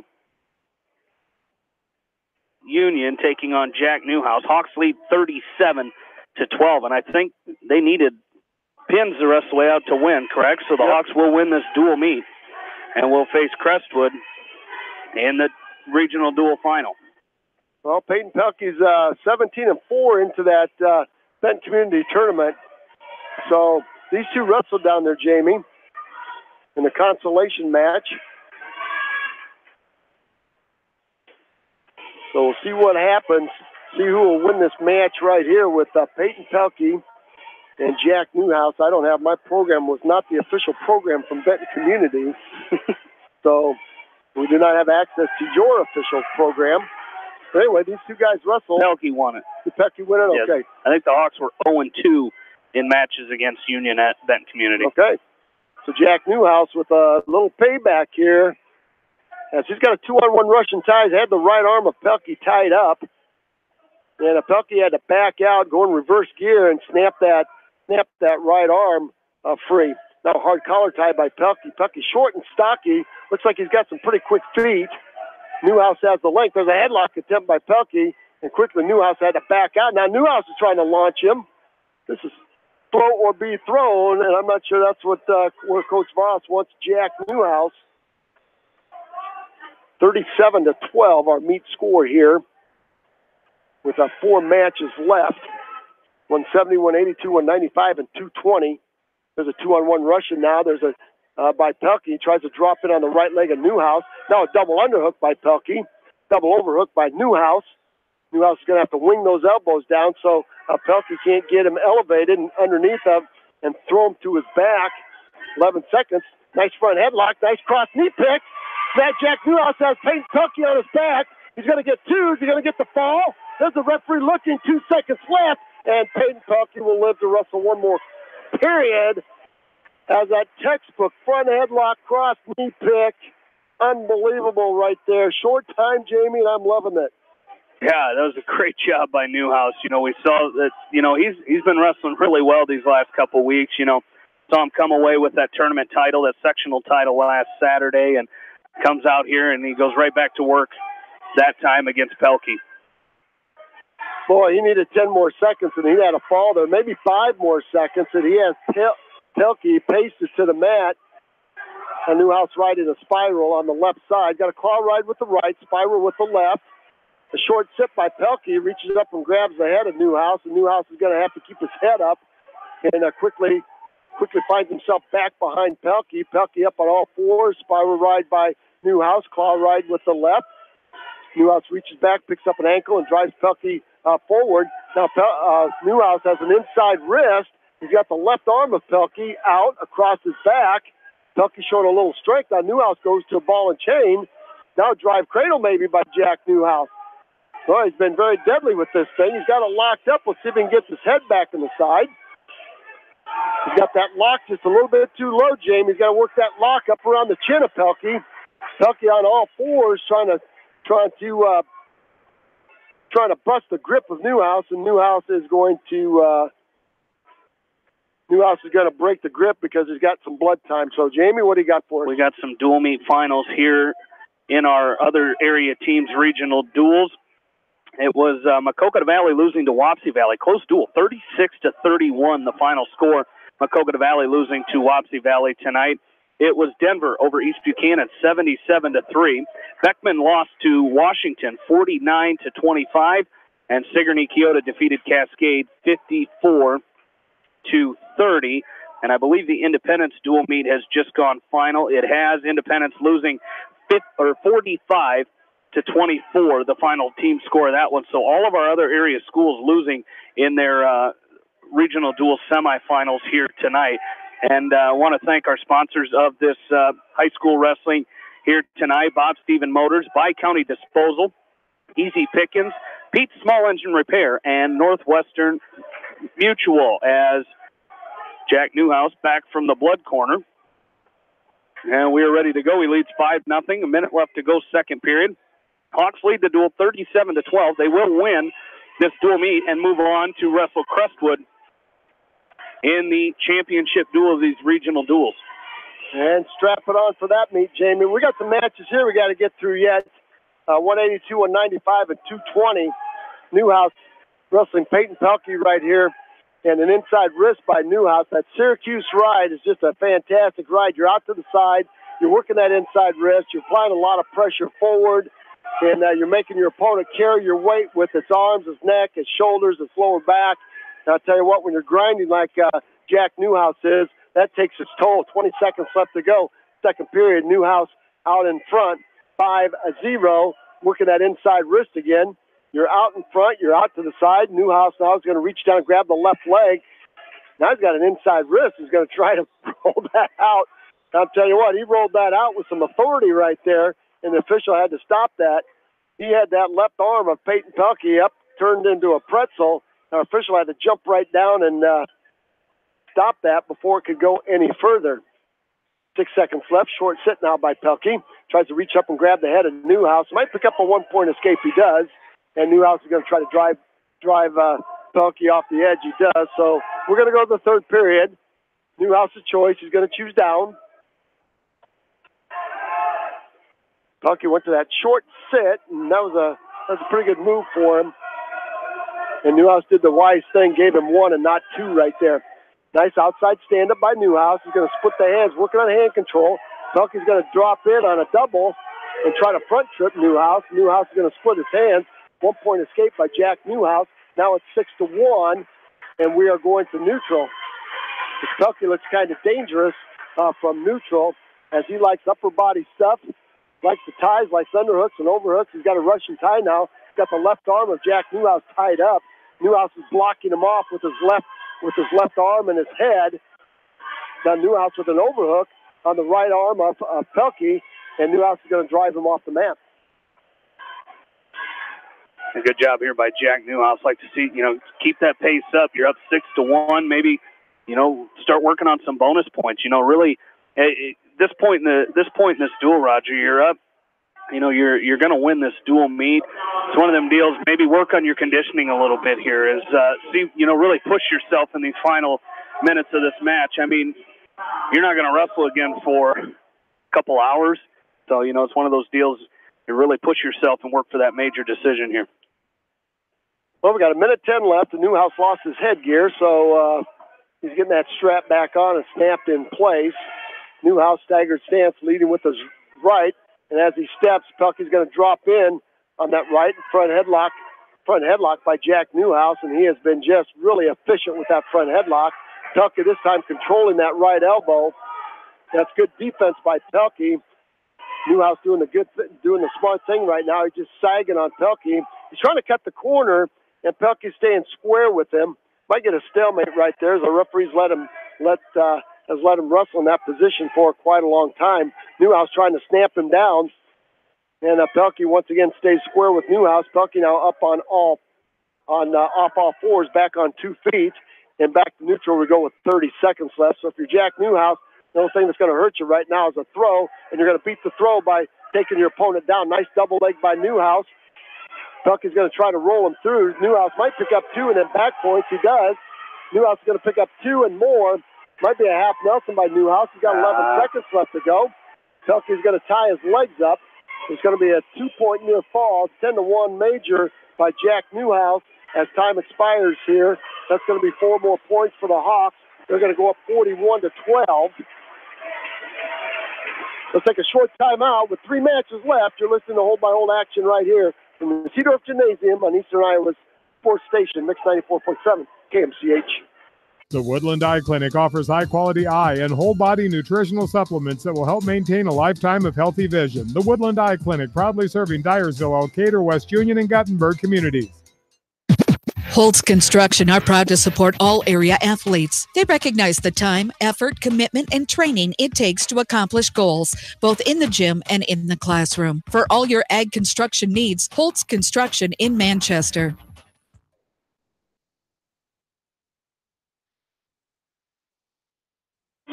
And welcome back, wrestling fans, to the wild and crazy Cedar Gymnasium, as we've got regional dual tournament action for you for the area's best teams here in Class 2A, the Wahlert Golden Eagles, the Crestwood Cadets, the Union Knights, and, of course, your West Delaware Hawks. And the West Delaware Hawks are up 41-12. We're up at weight class 182 right now, and we will see Ben Petlin take the mat. and he's going to wrestle Lane Albertson from Union. He's a junior at 182. Let's get the skinny on Albertson. He was the 4th seed at Benton Community, and he came into that tournament 19-4, so no slouch there. No slouch there from Union. He's wrestling Ben Petland right now, an inside wrist by Albertson.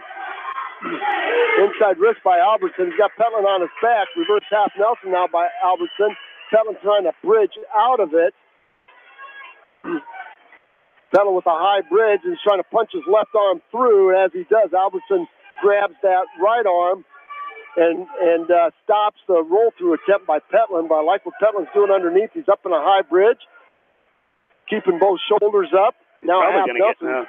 I was going to say he's probably going to get out of it, but he's going to go to that half Nelson and now reverse half. So really, sometimes, he's doing a good job of fighting, but sometimes, and in maybe this case here, it's kind of tightening things up here for Albertson.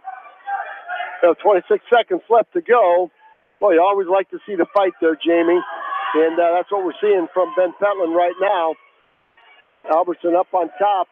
Trying to work a reverse half Nelson now, reaches back and takes that butcher. Petland almost got through, almost punched that left arm still through. Right here. And he might go belly down. Nice job there by Ben Petland. And he's going to escape with another period to go. 5-0 lead for Lane Albertson. Let's see whose choice it's going to be. It's going to be Albertson's choice. Here was this Albertson's put together. 182-pounder. And it's going to be his choice. He's going to go neutral. And square stance by Albertson. Staggered stance by Petland, leading with his right leg. Albertson trying to tie up the arms of Petland. Petland doing a nice job stuffing. And now Petland dropped in on a single to the left side of Albertson. And Albertson walked him off the edge of the mat. So back to the middle we go. 41-12 if you're just joining us. The Hawks are trying to punch their ticket to the dual tournament, state tournament next Wednesday at the Well. A long shot by Petland and a snap and spin by Albertson. Albertson will get the 2, but off the edge of the mat. He's not going to get the 2, so we'll go back to the middle. He just had that right leg off the edge of the mat. Couldn't quite keep it in to get the 2 on Petland. Petland's doing a good job snapping and weaving and bobbing. Let's see if that single can hit that mark again. 120 and counting. 2-on-1 Russian by Albertson. He's got the right arm of Ben Petland tied up. And Albertson tries to drop in single. And Petland backs off the edge. So back to the middle we go. What I like about these dual tournaments, Jamie, is the team aspect where everybody's got a role. Everybody's got a job. And just love to see everybody contribute. Yeah, it is. And we've seen a couple guys get in the lineup here tonight, and Tristan Volker, one of the seniors for the Hawks, getting in and doing his job. He didn't give up a fall in that match. And here you got Ben Petland stepping in for Jordan Brees at 182. So, like you said, very unselfish by the Hawks here in this dual meet. So we're going to 43 seconds left in period 2. Petland's now has got a 2-on-1. He's got the right arm of Albertson tied up, but Albertson's blocking him off with his head. Jamie, did you notice the scoreboard? It's 41-10 with Cresco and Dubuque Wahlert at 182, and it's 41-12. Don't see that very often. Scores that close. There's a nice single attempt by Petland. Need to get just a little bit closer as he's attacking the left side of Albertson. We're doing a great job working the head, and Albertson now tries to duck under. And Petland drops in. Low single again by Petland. 5 seconds left to go. Nice job by Ben Petland. Took a nice shot there. Again, his knees hit first, Jamie, and that slowed him down enough that he couldn't make good penetration. It did, and he's Petland. I'm pretty impressed early on here how well he's wrestled Albertson in this match. He's really doing a good job. He gave up the points in that first period, but has really done a great job since. And like what he's doing on his feet is he's going to choose neutral here to start the third. And Albertson goes to a hard collar tie and snaps the head of Petland down and picks the knee and drives Petland to his left side, covers him up. Now a butcher by Albertson. Petlin's going to roll through. No back. Oh, it did give him 2. Boy, that was a quick 2 count. Gave him 2 for the near fall. So Union now working on a major decision. Lane Albertson working on a major decision. 9-0. As he's on top, he's back on the left side of Ben Petlin. Hard cross face from left to right. He's got the right arm of Petlin wrapped around his face, maybe trying to set up another butcher. And Petlin doing a nice job staying wide. Doesn't want to go to his back again. A 2-point reversal by Petlin. As Albertson got high, Ben Petlin slithered his head out and drove across Albertson and covered the hips up for a 2-point reversal on the edge of the net. 9-2. Took the major away. 103 and counting. Petlin up on top now. Spiral ride by Petlin on the left side. Now he goes to a head lever on the left side. Albertson up on all fours. Petlin's going to try to drop in on a single. 1-point escape for Albertson. 10-2. Got the major back. Albertson with another snap down, trying to hit a go behind on Petlin. He does for a 2-point takedown.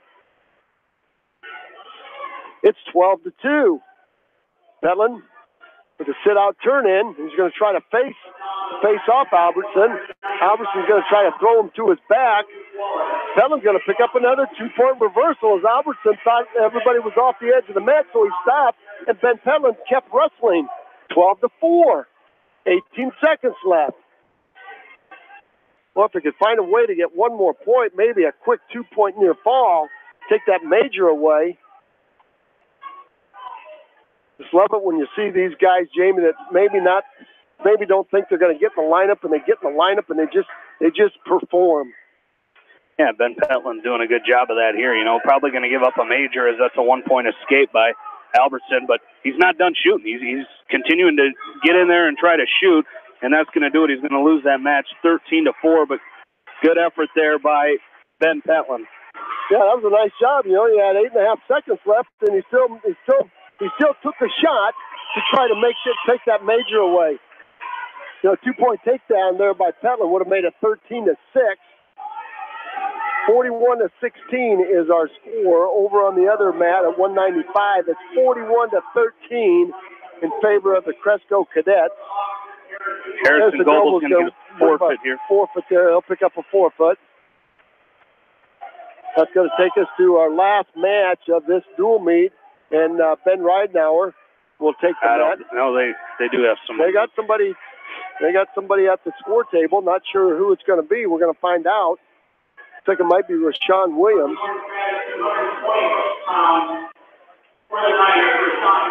Yep. Rashawn Williams, he's a junior at 220 pounds. So Ben Ridenauer. And Jamie, here's a guy, Ben Ridenauer, finishing third in that sectional. So every one of these matches that he wrestles is a state meet match, and doing his part. Let's check out. The Hawks 47-16 lead this dual meet now. Rashawn Williams did not wrestle at 220 in the Benton Community Tournament. Let's check and see if he wrestled at. He's not the biggest 220-pounder. Yes, he wrestled at 195, Jamie, and he was 14-7. Inside single by Ben Ridenauer, and he's going to come around. He's going to pick up a 2-point takedown. So Ridenauer goes up 2-0 here over Rashawn Williams. He was 14-7 coming into the Benton Community Tournament at 195. So nice job by Ben Ridenauer to pick up the early advantage, showing a little quickness, a little giddy up in those feet of his. Now he's got an inside wrist on the right, driving Williams off the edge. 59 seconds left to go in period one. This will be our last match of this duel. Coach Payton up out of his chair. He wants a little more, Jamie. Wants a little bit more from his junior here. 59 seconds left. Sit out, turn in by Williams. Nice tight waist by Ridenauer. Ridenauer grabs. He's got a cross wrist on Williams. The left wrist is trapped underneath him around his waist. Ben Ridenauer can set up a ball and chain with that cross wrist. Maybe a cross wrist tilt for some back points. Ben Ridenauer making Williams carry all of his weight there as he's driving his right shoulder into the shoulder blades of Williams. Williams trying to base out. Williams trying to face out here and prevent Ridenauer from turning him over. But Ben Ridenauer getting the job done up on top with 18 seconds left to go, making Williams carry all of his weight and grinding and riding. Now an outside stand-up attempt by Williams. Hard tight waist by Ridenauer is going to drive Williams back over his base. 6 seconds left to go, and Ben Ridenauer will carry a 2-0 lead into period number 2. Yeah, good job there by Ben Ridenauer, just coming out and, like you said, just a lot of pressure forward, continuing to really put the pressure on the hands and the upper body of Rashawn Williams, and it'll be Ridenauer's choice here, and he's going to choose down to start this second period. Well, these two guys about the same size. I'm not sure what Ben Ridenauer, when he steps on the scale, not sure. But these two guys about the same size. I know you've got those facts, Jamie. Got some facts for us. Got the official weigh-in sheet. Nice stand-up by Ben Ridenauer. He's going to split the hands of Williams to pick up one. 201. 201. So Ben Ridenauer giving a little weight up. Williams is 197. All right. Yep, 4 pounds difference. So there's an arm drag by Williams, and Ridenauer quickly squares him up. Ridenauer showing some fancy footwork there as he squared Williams up, not letting Williams drag him by. Now an underhook by Ridenauer. He's got the right arm. Underhook. Got the right arm of Williams up and out.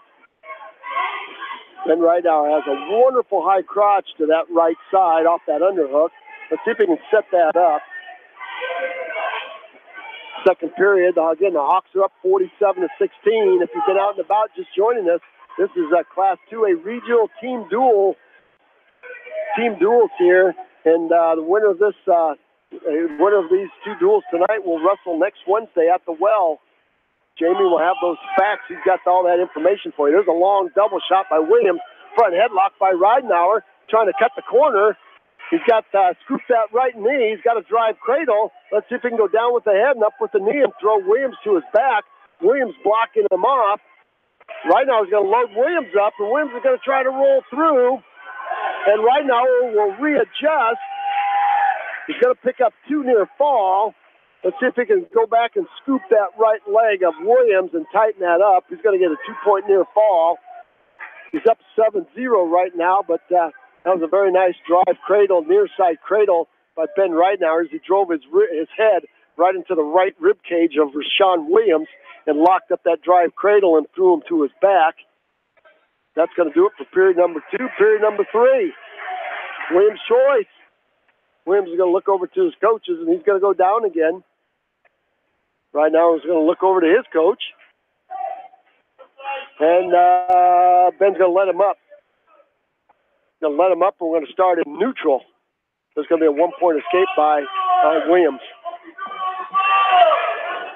All right, there's the whistle. Third period underway. This is our last match of this duel right here. Gone through pretty quickly.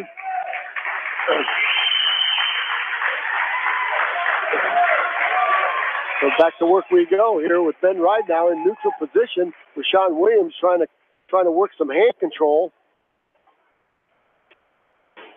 And good collar tie by Ridenauer, making Williams carry his weight here. See if Ridenauer can go back to work and shoot that sweep single. Underhook by Ridenauer. Williams in reverse gear, backs out of the underhook. Ridenauer with a hard collar tie with the right. Underhook with the left. Williams backs out again. Feels the collar tie off. Good hand fighting, good pummeling by both of these guys here. Again, Ridenauer up 7-1. 1:10 left to go.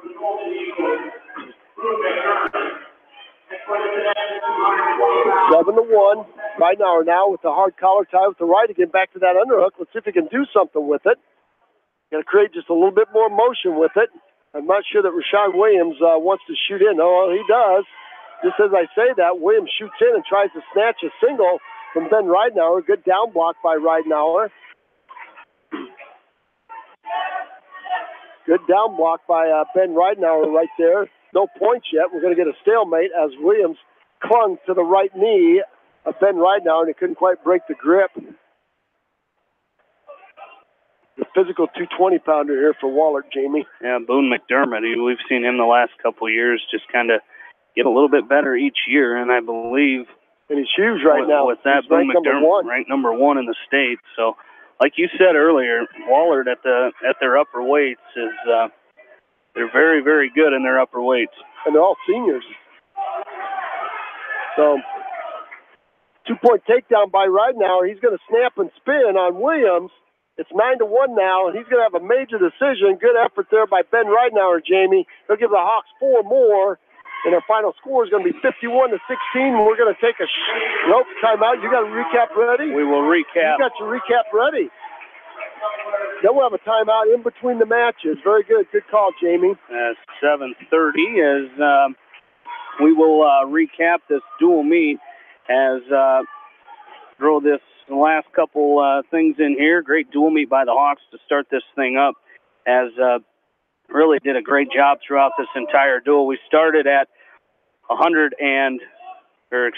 started at heavyweight in this dual meet as started with a fall from Carson Petlin as Carson Petlin with a fall in 109 over Matt Millard put the Hawks up 6-0. Luke Farmer added 6 more with a 5-minute 4-second fall over Colton Crawford. That made it 12-0. At 113, Evan Woods with a 5-2 decision over Lincoln Mellard made it 15-0 Hawks. Wahlert would win the next 2 matches. At 120, it was Peyton Hellman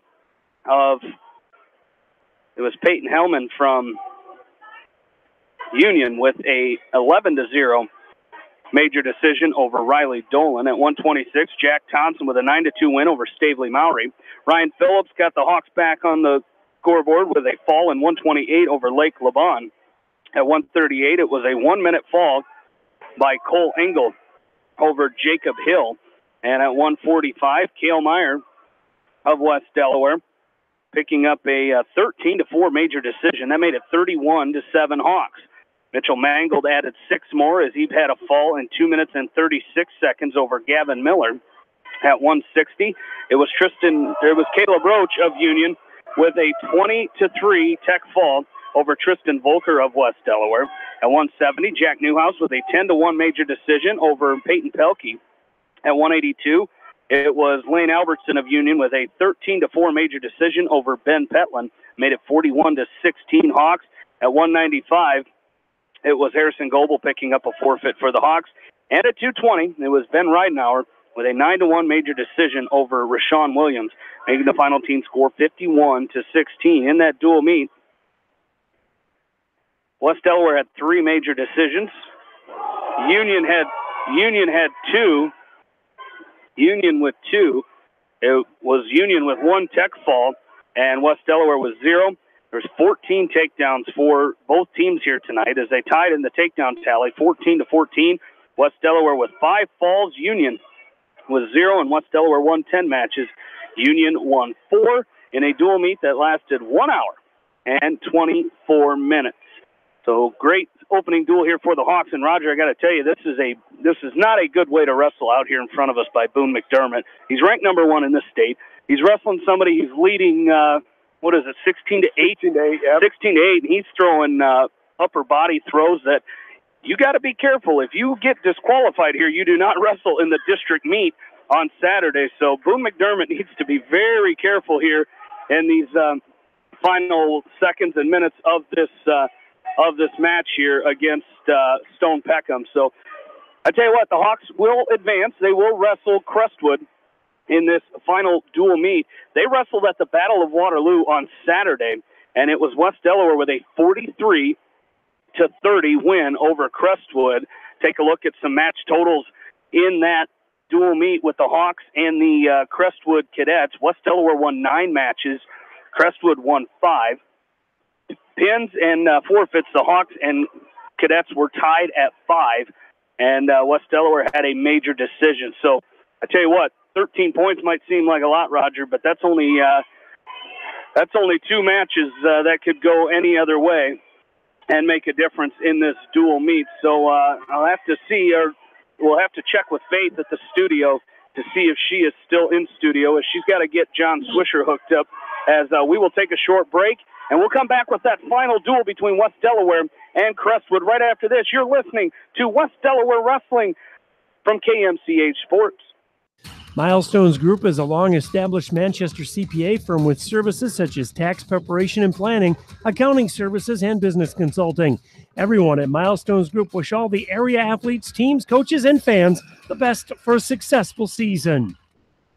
Delhi Insurance Agency is dedicated to Delhi and the surrounding area, and they thank you for choosing them for your insurance needs. See Larry, Sue, and Christy for all your insurance needs, from home to commercial and everything in between. Delhi Insurance Agency in Delhi.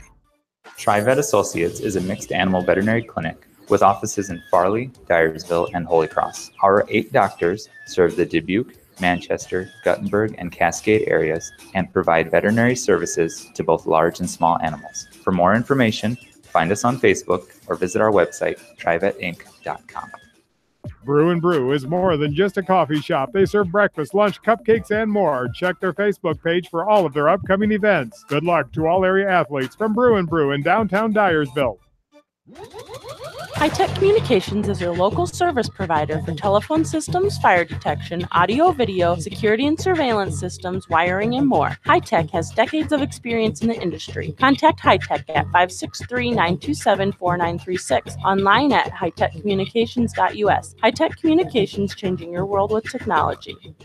Simon's Grain and Feed wish all area athletes and coaching staff continued success in tournament play. For all your feed and grain needs, see the experts at Simon's Grain and Feed, locally owned and operated in Manchester. Are you looking for great food and a unique atmosphere? Then make Okoboji Grill your next lunch or dinner destination, or enjoy 2-for-1 happy hour every Monday through Thursday from 4 until 6 p.m. That's Okoboji Grill, 1749 Golf Course Boulevard in Independence. Okoboji Grill, where good friends meet. When selecting the right tire for your vehicle, you want choice. Bobin Tire and Automotive Service in Manchester gives you choice with the top tire brands available today. For the tire choice you want and the service your vehicle needs, see Bobin Tire and Automotive in Manchester. Open Saturdays for your convenience. Susie Meyer with Exit Realty has been serving Lake Delhi and the surrounding areas with all of their real estate needs. Call Susie with Exit Realty. She has a proven track record and is ready to work for you. Good luck in tournament action from Susie Meyer with Exit Realty. Cooper's Place in Ryan are proud to support all area athletes and coaches in tournament action. They understand the hard work and dedication put forth in the gym and in the classroom. Best of luck for Mike and his staff at Cooper's Place in Ryan. Whether it's an orthopedic, sports, or occupational injury you are suffering from, Regional Medical Center Therapy Services has you covered. With a customized treatment program, Regional Medical Center Therapy Services can get you back on track in the active game of life.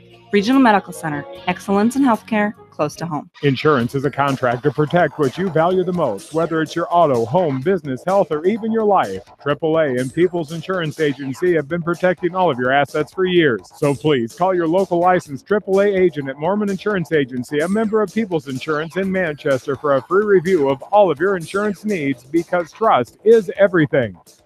This is Phil from Gateway Appliance, your exclusive KitchenAid, Maytag, Whirlpool, and Amanda dealer in Manchester. If you're building a new home, remodeling, or just need to replace an old appliance, we have the selection that you're looking for. Find us at gateway.biz or give us a call at 927-3200. We deliver, install, and service everything we sell.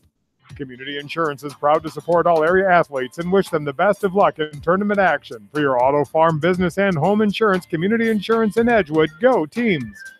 Leonard Muller Funeral Home and Crematory wishes all the best to the athletes and appreciates their hard work and scholastic efforts throughout the year. For personal, caring service, Leonard Muller Funeral Home and Crematory in Manchester, Edgewood, and Strawberry Point. Ace Body Shop has moved to a much larger location. They will continue to offer the same services, plus they have a new state-of-the-art paint booth. Good luck to everyone in tournament action from Ace Body Shop, now located a quarter-mile north of Manchester. Hey KMCH listeners, GMB is proud to support our area athletes and help bring the sport to you. The GMB Bank team reminds you whatever your financial goals, we're here to help you reach them. Stop by our Manchester location or visit us online at gnbbank.com. Member FDIC. Going above and beyond is a standard of care at Above and Beyond Home Health and Hospice Care. Their compassionate staff care deeply about the comfort of their patients. A nurse is available 24 hours a day, 7 days a week. Above and Beyond Healthcare, the more they care, the more beautiful life becomes. Proudly serving Jones, Jackson, Johnston, Lynn, Clayton, and Delaware counties. At Dupaco Community Credit Union, we know debt happens. A debt checkup from Dupaco ensures it's not costing you more than it should. With historic low interest rates, now is the time to bring your loans to Dupaco. Contact us at 563-927-6187 or visit dupaco.com. Gudenkopf Tiling, Excavating, and Directional Drilling do tiling, waterway reconstruction, fabrication, excavating, septic, directional drilling, and basement work. Good luck from Gudenkopf Tiling, Excavating, and Directional Drilling in Manchester. The Manchester Press is your community newspaper. Check out the sports section for game stats and photos of area players and game highlights. The Manchester Press, serving the area for over 130 years. Come to the Palace in Dyersville for great food, cold beverages, and friendly atmosphere, and help cheer on your favorite teams. The Palace in Dyersville wishes everyone in tournament action the best of luck. Go teams! At Precision Collision, we are committed to providing you with high-quality auto body repair and paint refinishing. Our expertly trained technicians can repair all accidental damage and get you back on the road in no time. Come visit me, Jeff, for a free estimate. We are located along Highway 20 at the Delaware turnoff. Precision Collision, one call does it all, quality guaranteed. Honey Creek Storage has storage units in all sizes, portable containers, pay online, plus security cameras to protect your property. Good luck in tournament action from Honey Creek Storage. Go to honeycreekstorage.com for more information. Great food and great fun with friends. That's what's waiting for you at Beaver's Lounge in Manchester. Check out their Thursday night bucket of wings special and Friday night fish special. Beaver's also has a different lunch special every Monday through Friday. Beaver's Lounge on the corner of Main and Madison in downtown Manchester. Leave it to Beaver's to show you a good time. Angela Weinkoff with Russell & Russell Insurance in Anamosa wish all area athletes the best of luck in tournament play. Just like the area coaches, Russell & Russell Insurance can come up with a winning plan just for you. Edgewood Oil Incorporated carries all major brands of lubricants and case oils. They carry a full line of industrial oil products, aviation oils, and antifreeze, XL brand lubricants, quality oil priced right. Edgewood Oil also carries methanol, mineral spirit, and washer fluid, and are a direct distributor of Camco brand lubricants. Edgewood Oil Incorporated in Manchester, open Monday through Saturday. Newhouse Construction and Concrete is proud to support all our area athletes. Give Phil a call at 927-5178 for your commercial, ag, or residential projects, or visit newhouseconstruction.com. Newhouse Construction and Concrete turns design into reality. Sode's Green Acre, located in Guttenberg, offers a fun shopping experience for the entire family. Retro candy, unique gifts and toys, gourmet foods, coffee and tea, top shelf spirits, craft beer and wine, plus a cafe with full bar service. Sode's Green Acre in Guttenberg. Find them on Facebook. In sports as well as banking, numbers mean everything. Athletes strive for excellence during competition. F&M strives to exceed clients' expectations. Whereas athletes and teams focus on the score, F&M focuses on the success of our valued clients, one relationship at a time. F&M Bank, the right choice. Member FDIC. Winter Blocker does all custom and specialty processing and third-party labeling. Stop at the Winter Blocker for a large selection of quality beef, pork, and lamb. Good luck from Winter Blocker. Visit them at winterblocker.com. Just like you take pride in your vehicle, we take pride in the service work we provide. This is John from Georgian Auto in Manchester. Whether it's routine maintenance or major repairs, we'll take care of your car and get it back on the road. Georgian Auto in Manchester, where complete automotive service and repair is our complete focus. Bramy Drug provides fast, convenient service from a professional staff. Enjoy off-the-street front row parking and drive-through window to make dropping off and picking up your prescriptions a breeze. Caring beyond prescriptions. Bramy Drug on East Main in Manchester. Best of luck to all area athletes from your friends at Pets Allowed in Independence. Your pet's lodging, grooming, and training specialist for 17-plus years. Contact Pets Allowed at 334-7387. 334-PETS. Independence. For all your general contracting needs, turn to the professionals at Lucky Building Service in Manchester. For commercial, remodeling, and building and new home construction, call the experts. Lucky Building Service in Manchester. 563-927-5677. You may not wear glasses or contacts, but how do you know if you're seeing your best or if your eyes are healthy? Why not be proactive and get your eyes examined? Dr. Daniel E. Mersch and his professional staff at Manchester Family Vision can help. Call 563-927-3682 to schedule an appointment. Manchester Family Vision Center wishes all the local sports teams best of luck this season. Manchester Family Vision Center on West Main, where clear vision begins with healthy eyes. This is George Davis from the law offices of Locher and Davis in Farley and Dyersville. proud sponsor of our local youth as they develop confidence, character, and teamwork in high school athletics and learn lessons that last a lifetime. Best wishes to all our local students. We are cheering for you. Loker and Davis Law Offices located in Farley and Dyersville. GSI and New Vienna Ag Automation, committed to quality and dependability. They grow with you with their full line of grain bins, dryers, and accessories customized to fit your needs and maximize profitability. Count on the winning team of GSI and New Vienna Ag Automation. Clayton Drug in Strawberry Point is more than just another pharmacy. They also carry many gift items to choose from in their retail store. Best of luck to all area athletes from Clayton Drug, a local pharmacy you can trust. Back to Health Chiropractic is the leading chiropractor serving Manchester and surrounding areas since 1984. They offer services like massage therapy, chiropractic, sports injuries, in-house x-rays, and more. Good luck from Back to Health Chiropractic in Manchester. Del Clay Farm Equipment is your hometown equipment dealer in Edgewood. Del Clay Farm Equipment has preventative service programs with guaranteed prices with a 49-point inspection available. Check them out at delclay.com. Hauser's Water Systems is proud to support all area athletes and coaching staff and wish them continued success. Hauser's Water Systems is your supplier for rippling spring water. Need softener salt or a water unit? Hauser's Water Systems in Manchester. Barron Motor Supply, proud to support all area athletes and coaching staff. They appreciate all their hard work and dedication in and out of the classroom. Good luck from Barron Motor Supply in Manchester, your auto parts professional since 1930. For all your residential and commercial plumbing, heating, and electrical needs, call Meyer Mechanical in Dyersville. Meyer Mechanical, wishing all area athletes and coaching staff and tournament action continued success. East Buchanan Telephone Co-op in Winthrop are proud to support the East Buchanan athletes and all area athletes and wish them continued success. East Buchanan Telephone Co-op, your total communication source in Winthrop. Call 319-935-3011. Contact me, Chad Frazier, at BC Land Services in Earlville for all your maintenance projects such as tree removal and trimming, small dirt work projects, lawn seeding, and more. BC Land Services is fully insured and licensed. Contact me at 563-590-8074 or on Facebook. And best of luck to all area athletes and coaches.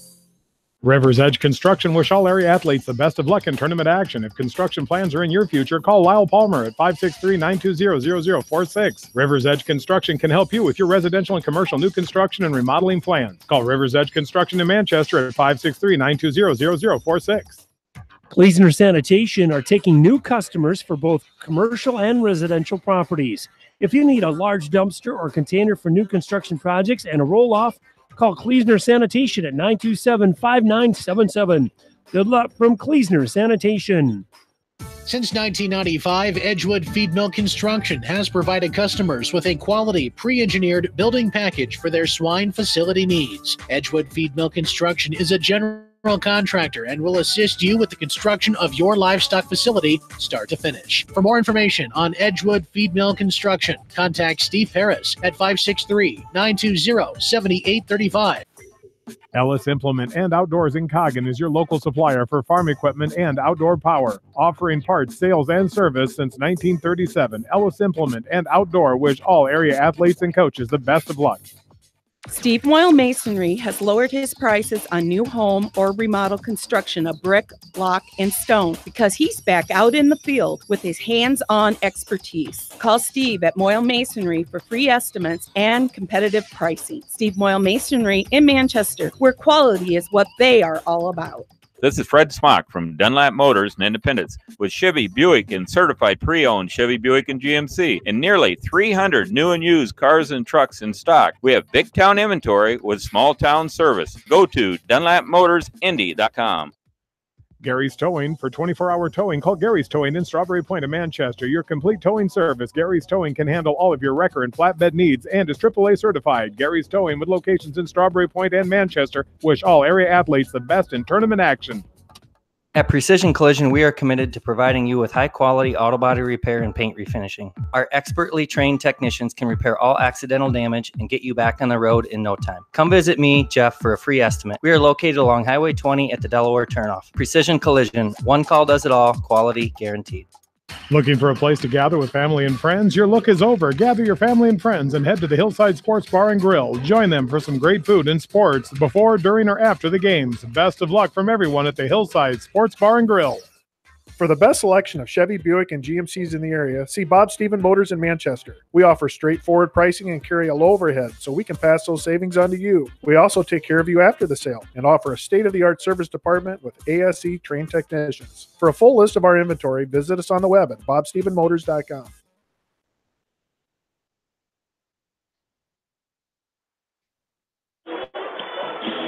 Back into the Seedorf Gymnasium Regional Dual Finals coming your way as the West Delaware Hawks will be taking on the Crestwood Cadets.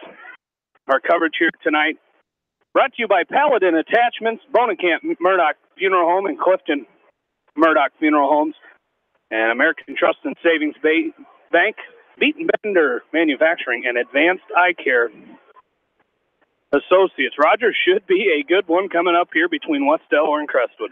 Well, this thing was down to the wire on Saturday. It's going to be down to the wire again here tonight. And, you know, there's some key weights in here. We're not going to talk about what those key weights are, but, you know, we'll talk about them when we get to them. There's some key weights here where if the Hawks can prevent some big points by Crestwood, and some other key weights where the Hawks can increase the lead or maybe take that major to a fall. The Hawks got a good shot at winning this thing. But, you know, Crestwood these kids are fundamentally sound, just like the West Delaware is. They're in great condition. They're strong. They're well coached. And they're just gritty, gutty kids. And you saw that in their defeat of a good Wahlert team. And I'm not sure if Wahlert had their best lineup on the mat. I couldn't quite figure that out. Well, I actually think the only one they changed was 160. I think Waller's lower weights are was their downfall in that duel. But I tell you what, this is going to be a good duel, and we're going to start at 106. Yeah, and Cresco did what they should have done to Wahlert, Jamie. I wanted to add that, and that was beat him bad. So here we go. And this is a rematch of the 106-pound final, Jamie, where Luke Farmer won this match by a major decision, 11-0. And this is one of those key matches where the Hawks got to get out to a quick start. And, you know, this young man from Cresco, this is Nathaniel Bigalk. He's a freshman at 19 and 18. And Luke Farmer did a nice job with the fireman's carries, got in. There's a far side single by Farmer. Missed the mark, trying to switch up, which is a good thing. Bigalk, you can see what he's trying to do, and that's keeping his arms out and keeping Luke Farmer from penetrating. Very defensive-minded, and if you're Luke Farmer, Jamie, you just want to keep after him. You really do. And, you know, Farmer, you know, I believe he pinned Bigalk on Saturday. Pinned him when they wrestled in that dual meet back in the first part of the season at the Battle of Waterloo. So, Luke Farmer, this is a big match where the Hawks, like you said, trying to really continue and do the, you know, looking at that dual meet from before, you've really got to, if you're the Hawks, you got to try to keep pace with what you did with them the last time. And I think the Hawks are going to have to do that here tonight. And it starts right here. You know, Luke Farmer got a pin the last two times he's wrestled Bigalk.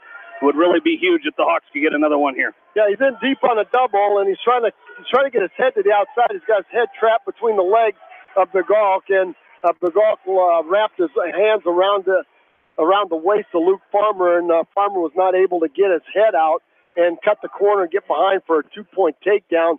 So we're going back to neutral, and you can see what Luke Farmer, his whole idea here is to push the tempo and to get in, and you can see the young man from Cresco. Now Farmer snapped Bigalk down, snapped him right into a double. So Luke Farmer in a down block, he's trying to stuff the head of Bigalk. Nice job by Farmer, and he's going to hit a go-behind.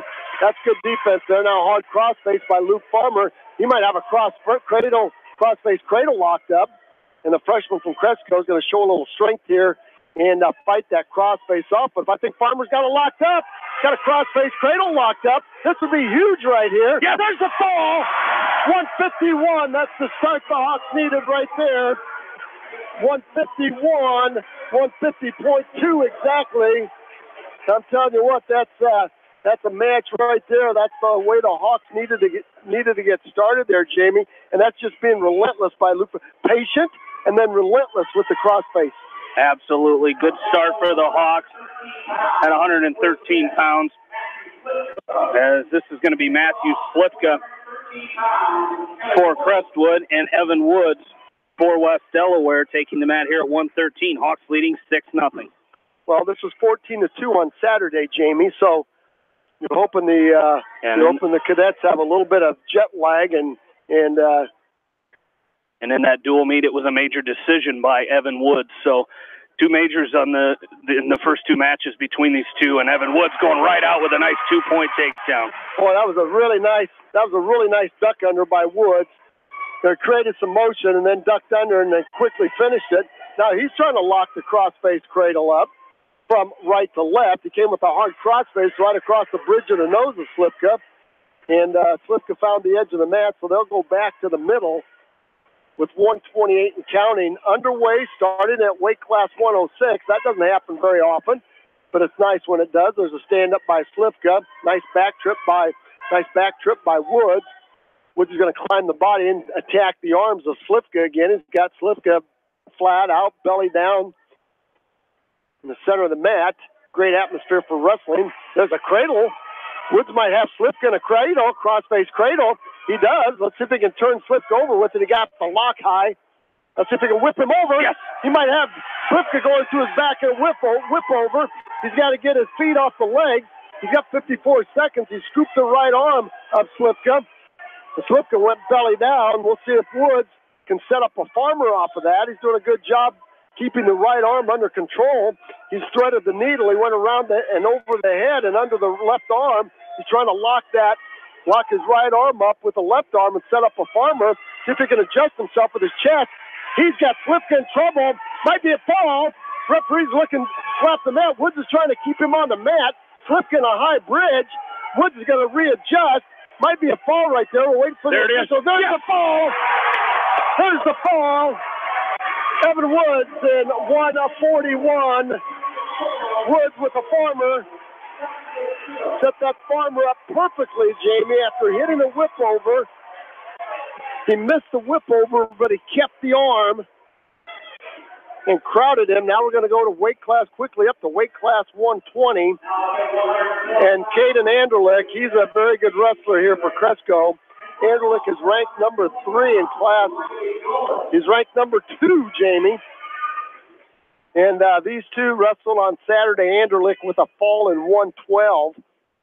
So if you're Riley Dolan, Jamie, this is one of those matches we talked about. If you're Riley Dolan, you're going to try to stay off your back. You know, you give up the technical fall, but don't give up the pin. I'm telling you what, Caden Anderlich is physical at 120. He hit that freight train double and set Riley Dolan on his backside. And he's going to give Riley Dolan a shove off the edge of the mat. It's 2-1. We'll see if the freshman bristles up after that. Dolan's going to try to drop down to one knee. Caden Anderlich going to snap Dolan down. Dolan tried to reach in on a single. Anderlich snapped him down. And covered him up. Has a great job. You know, Riley Dolan's got to come back up to his feet.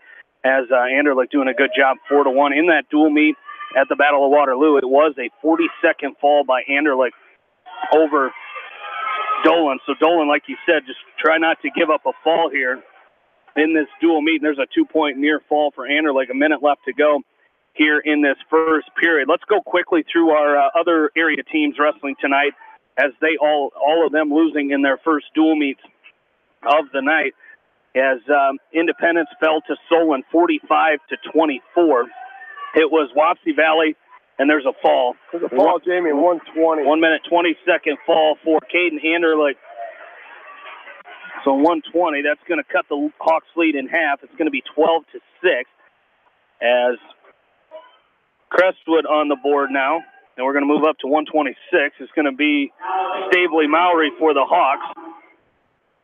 See if they send out Hunter Fauzik. They do. And this is good. This is that toss-up match, Jamie. Stavely won this match 5-0 on Saturday. And he won it 6-5 at the Battle of Waterloo. So good matchup here. We'll pay attention when there's some points scored here. Wapsie Valley over Maquoketa Valley, 36-31. It was Denver over East Buchanan, 77-3. Washington over Beckman, 49-25. And Sigourney Keota over Cascade, 54-30. Don't forget, if you're trying to tune in for West Delaware girls basketball, that is on KMCH.com with John Swisher and Bill Logan up in the old gymnasium here tonight at West Delaware High School. Again, don't forget, our area regional dual coverage continues tomorrow night as we will be at Iowa City High, as it'll be Western Dubuque taking on Linmar. And if they win that one, they will take on Iowa City High. Boy, that was close right there, Jamie, as Hunter Faustick has an underhook on Stavely Maurer, and he's trying to step through. Stavely Maury's got to keep that right arm down. Faustick trying to step through and throw Maury. Maury's got to get out of those underhooks as Faustick has Stavely Maury lifted up, and he's trying to step across and hip toss him.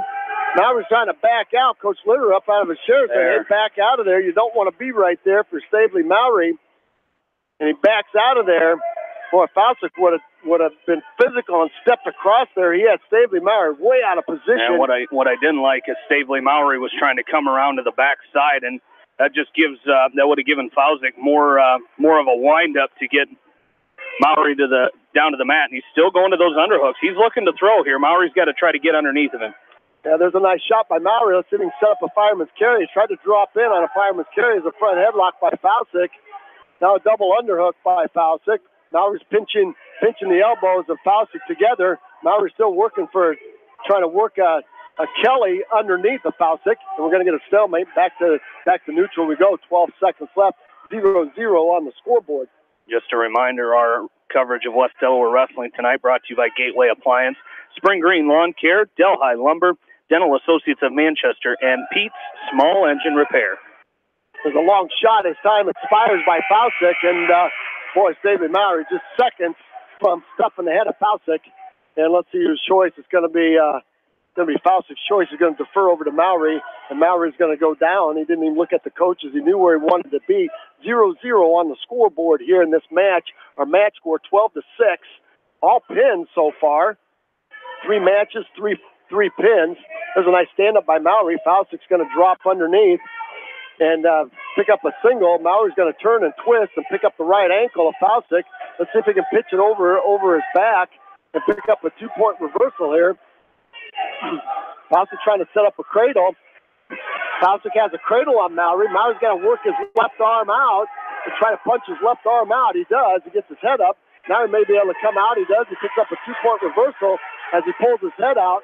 And he ends up with a leg lace. His left leg inside the right leg of Faustick. He's going to have to kick that out. Faustick trying to circle back behind. Maury doing a good job. Maury doing a good job of staying behind. I was just going to say he did a good job of staying behind. Now he got out of position, and Faustick picked up a 2-point reversal to tie it back up with 1:05 left. Yeah, as you were saying that, he got a little high and gave up the reversal, but doing a good job of creating motion. And he's in on the leg of Faustick. See if he can scoot around here and try to pick up another reversal of his own here. Well, he needs to score right here because it's going to be Faustick's choice in the third. So Maury now is going to pinch that right leg of Faustick and see if he can pull his head. Oh, Faustick trying to set up a spladle. He's got a spladle locked up. Maury's trying to flatten out on it. Maury's trying to flatten out on the spladle. No points there. 29 seconds left to go. Stavely Maury again's got to score some points here as Faustick still has that leg lace. He's got his right leg inside the left leg of Maury, and he's trying to set up a spladle. And Maury's going to roll out of the spladle. Maury's got to kick that leg free, Jamie. As Hunter Faustick. There he did. Finally kicked that leg free. So now he's got to score a point here. He's got 6 seconds left here. We're knotted up at deuces, and we're going to go to the third period, and it's going to be Faustick's choice. It's a toss-up match right here. Big-time match here. Toss-up match needs to go to the side of the Hawks, Jamie. 2 minutes up on the clock. Maury's going to ride the right side. There's a stand-up by Faustick. Quickly to his feet. Maury with the front trip. Tight waist with the left. Maury trying to set up a ball and chain. Missed the right arm. So he quickly jumps over to the left. There's a Granby roll attempt by Faustick. Mowry catches him. Mowry with the ball and chain. Let's see if he can turn Faucet back on with it. Faucet's making like a crab and trying to find the edge of the mat to get a restart. And now if you're Mowry, you might want that restart as Faucet's up to his feet here. Yeah, and he's got a whizzer in. He reached back and he's got a whizzer in on Mowry. Mowry's going to try to step in front. And Faucet now with a whizzer in on Mowry. Mowry's trying to step out and half it.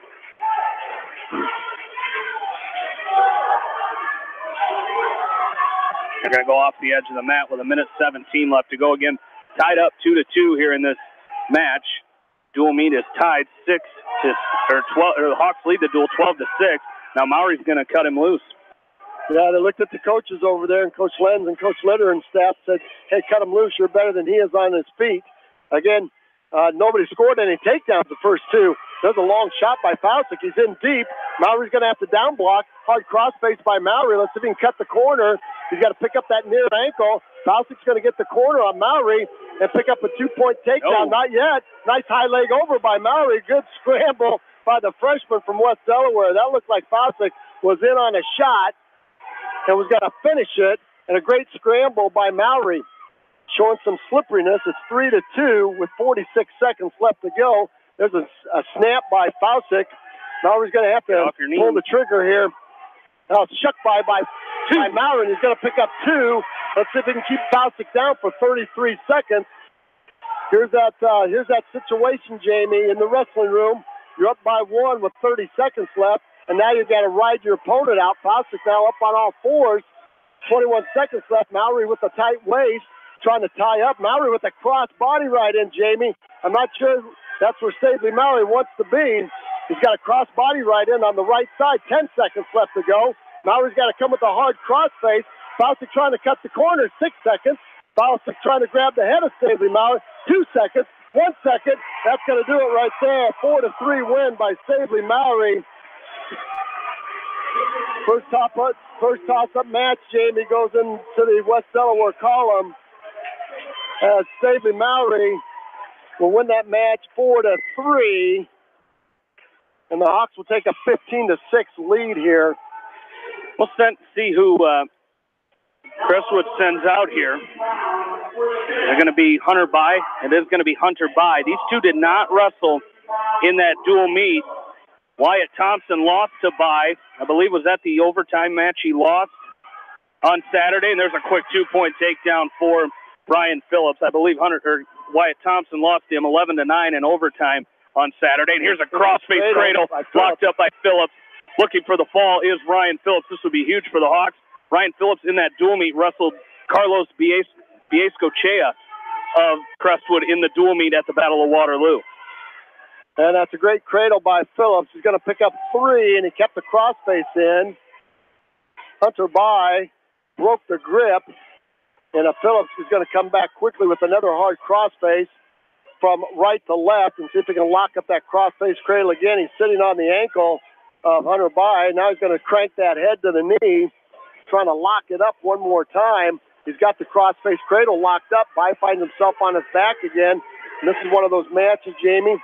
Referee's looking for the fall. Hunter By able to keep his left shoulder up. Referee down now looking very, very closely. We got the mat lamp on here. There's the fall. 106. 106. Ryan Phillips with a fall over Hunter By. The Hawks will go up 21-6 as we go to weight class 138. I think we're going to see Cole Engel featured match right here. Cole Engel is going to take on Carlos Biescochea. Engel won this match 13-4, Jamie. Engel won this match 13-4. So he's out early with a nice single. Let's see if he can finish it. There's a 2-point takedown by Engel in 10 seconds. He did a nice snatch single. And what I like about the senior, Jamie, what I like about the senior, he didn't keep it on the ground. He picked it up, and now he's got a ball and chain. He's got the left hand of Biescochea wrapped up. Now he's got a chicken wing on the right, Jamie. This would be huge right now if he can load up that chicken wing and get the fall. And he's going to tilt Biscachea for some back points. He got a 1,001 count as our referee was sprinting across the mat looking for a 1,001 count. Engel still up with a chicken wing. He's got a ball and chain. Now Biscachea breaks the chicken wing. Engel riding that hard cross wrist ride now from right to left. Got a 2-on-1 looking for a tight waist tilt. 2-on-1 tilt off of it. 104 and counting. Hawks looking for bonus points out of their senior, Cole Engel. There's a chicken wing by Engel. Got a ball and chain. Let's see if he can wrap that chicken wing up with it. Biscachea doing a good job keeping that shoulder, that right shoulder, but Engel's got to take a big step. He's got Biscachea on his back. He's got a ball and chain. Let's see if he can arch his back. He's got a half Nelson with his leg. Get that arm back. Let's see if he can sag. Might have a fall if he can adjust himself a little bit, Jamie. And Biscachea is going to roll out of it. It's going to be a 3-point near fall by Engel. And no escape there as Engel latched onto the leg of Biscachea as he came to his feet, drove right back across him and knocked him on his side, back down to his waist. 5-0 lead for Engel with 16 seconds left to go in period number 1. And this is a big match. You mentioned needing bonus points out of Cole Engel. In the duel at the Battle of Waterloo, Biscachea actually wrestled 132, and that was a fall for Ryan Phillips. And Cole Engel pinned Clay Schemmel at 138. And Schemmel not in the lineup, so, looking at, if Engel, the Hawks got 6 out of this match at the Battle of Waterloo, so got to, hopefully improve on that here or try to keep it the same. So Engel's going to choose down. And he's going to have to move here in a hurry. There's that standing switch by Engel. Let's see if he can pick it up. He might end up having a Turk. He's got 2 on the switch. He ended up with a Turk. Let's see if he can turn that into some back points. It's 7-0 right now. And Engel goes right back to work on that left arm of Biscachea and looking for a tilt off of it. Biscachea up on all fours right now, and Engel trying to break him down. Engel using his length, using his wiriness to drape on top of Biscachea. 128 and counting. Engel needs some points here. He's up 7-0. Needs some back points here. Still working on that left arm of Biscachea. Trying to set up a ball and chain.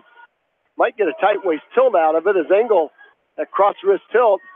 As Biscachea now is playing the turtle as he is down and covering everything up.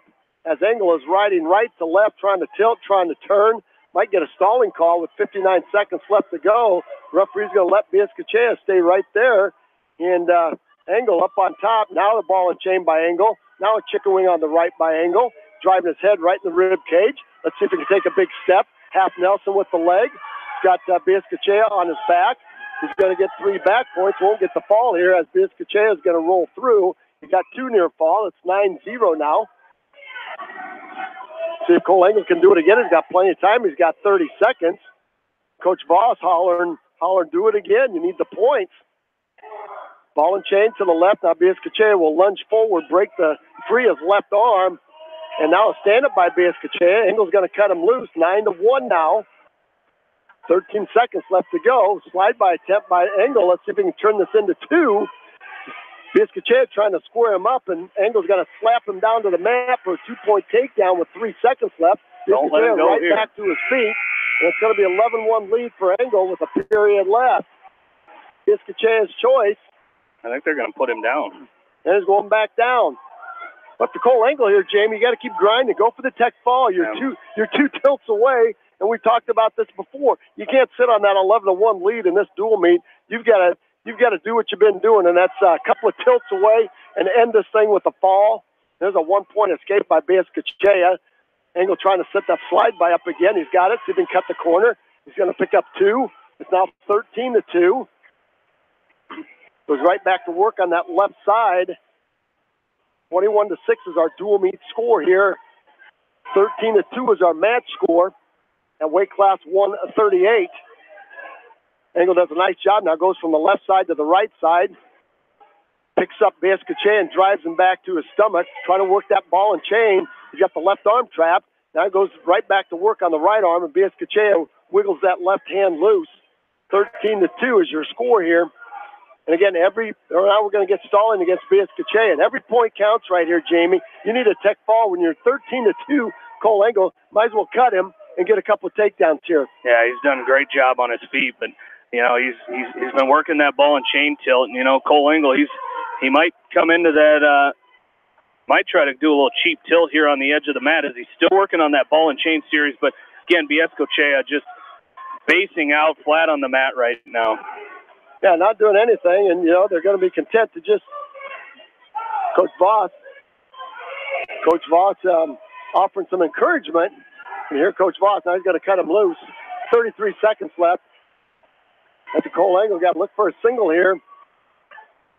13-3, a couple of takedowns, 26 seconds left here. Biscayne now driving Cole Engel off the edge of the mat. Coach Voss says, stay tough, encouraging a senior to stay tough right here. Again, if you're now Cole Engel gets caught for 2 there. Biscayne snaps him down. It's 13-5 with 12 seconds left to go. And Jamie, that's they got 13-3 up there. There it is. 13-5. That's still going to be a major. Surprised Biscayne didn't let him up one more time. But that's going to be a 13-5 major. That'll bring the Hawks up 25-6. Let's take a short timeout before we bring Kel Meyer to the mat. Stay with us. We got more wrestling action for you right here from the Cedar Gym on Eastern Iowa Sports Station, Mix 94.7 KMCH. Bi-County Disposal Incorporated specializes in commercial and construction disposal needs. They have a variety of containers available from 2 to 30 cubic yards. Whatever it takes, Bi-County Disposal Incorporated in Dyersville, serving Dubuque and Delaware counties.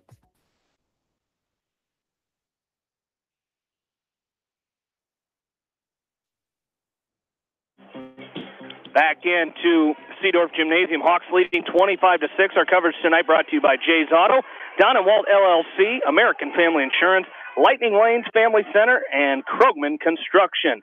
It's Ryan Steffen with a 2-point takedown. He leads Cale Meyer 2-0 here in the first period.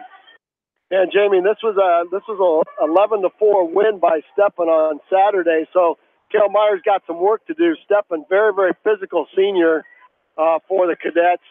And Meyer up on all fours. Steffen will lift and return. 1:13 left to go. The senior from Cresco. Cresco's got a fine bunch of seniors here. Steffen was your sectional champ, 28-8, with a couple of wins there, 30-8 now. Kel Meyer having a great freshman campaign here for West Delaware. Meyer now is going to reach back. Steffen tried to put a cross body right in, and Kel Meyer reached back and grabbed the left toe of Steffen. We're going to get potentially dangerous right there, and we'll have a restart with 46.9 left to go in period number 1. Steffen's going to cut Meyer loose. It's 2-1 now. So Kel Meyer staggered stance. He leads with that right leg. West Delaware, the home team on the scoreboard. Nice snap down by Meyer. Steffen maintains wrist control. He's got the left wrist trap. Meyer trying to shoot as Steffen's got control of the wrist. 29 seconds left to go. Front headlock now by Meyer. Meyer trying to cut the corner on Steffen. Steffen controlling the right elbow of Meyer and facing Meyer off. Great job by Cale Meyer. He's stalking right now. 18 seconds left to go. Got to watch that forward pressure. Another front headlock by Meyer. Steffen's going to square him off one more time. 11 seconds left. Meyer trying to score with short time. 8 seconds left. Meyer with hard arm control. Staggered stance by Meyer. That's going to do it for period number 1, 2-1. Good first period for the freshman from West Delaware. Going to be Meyer's choice. Let's see what he decides to do. And he's going to go down. That was the first time all the coaches looked at each other, Jamie. Yeah. They didn't know what to do right there. Yeah, and I think going down, hopefully Cale, like you said, create that space like he did. Create that space like he did in that first period and try to get that escape. Again, you mentioned this was an 11-4 win by Steffen on Saturday.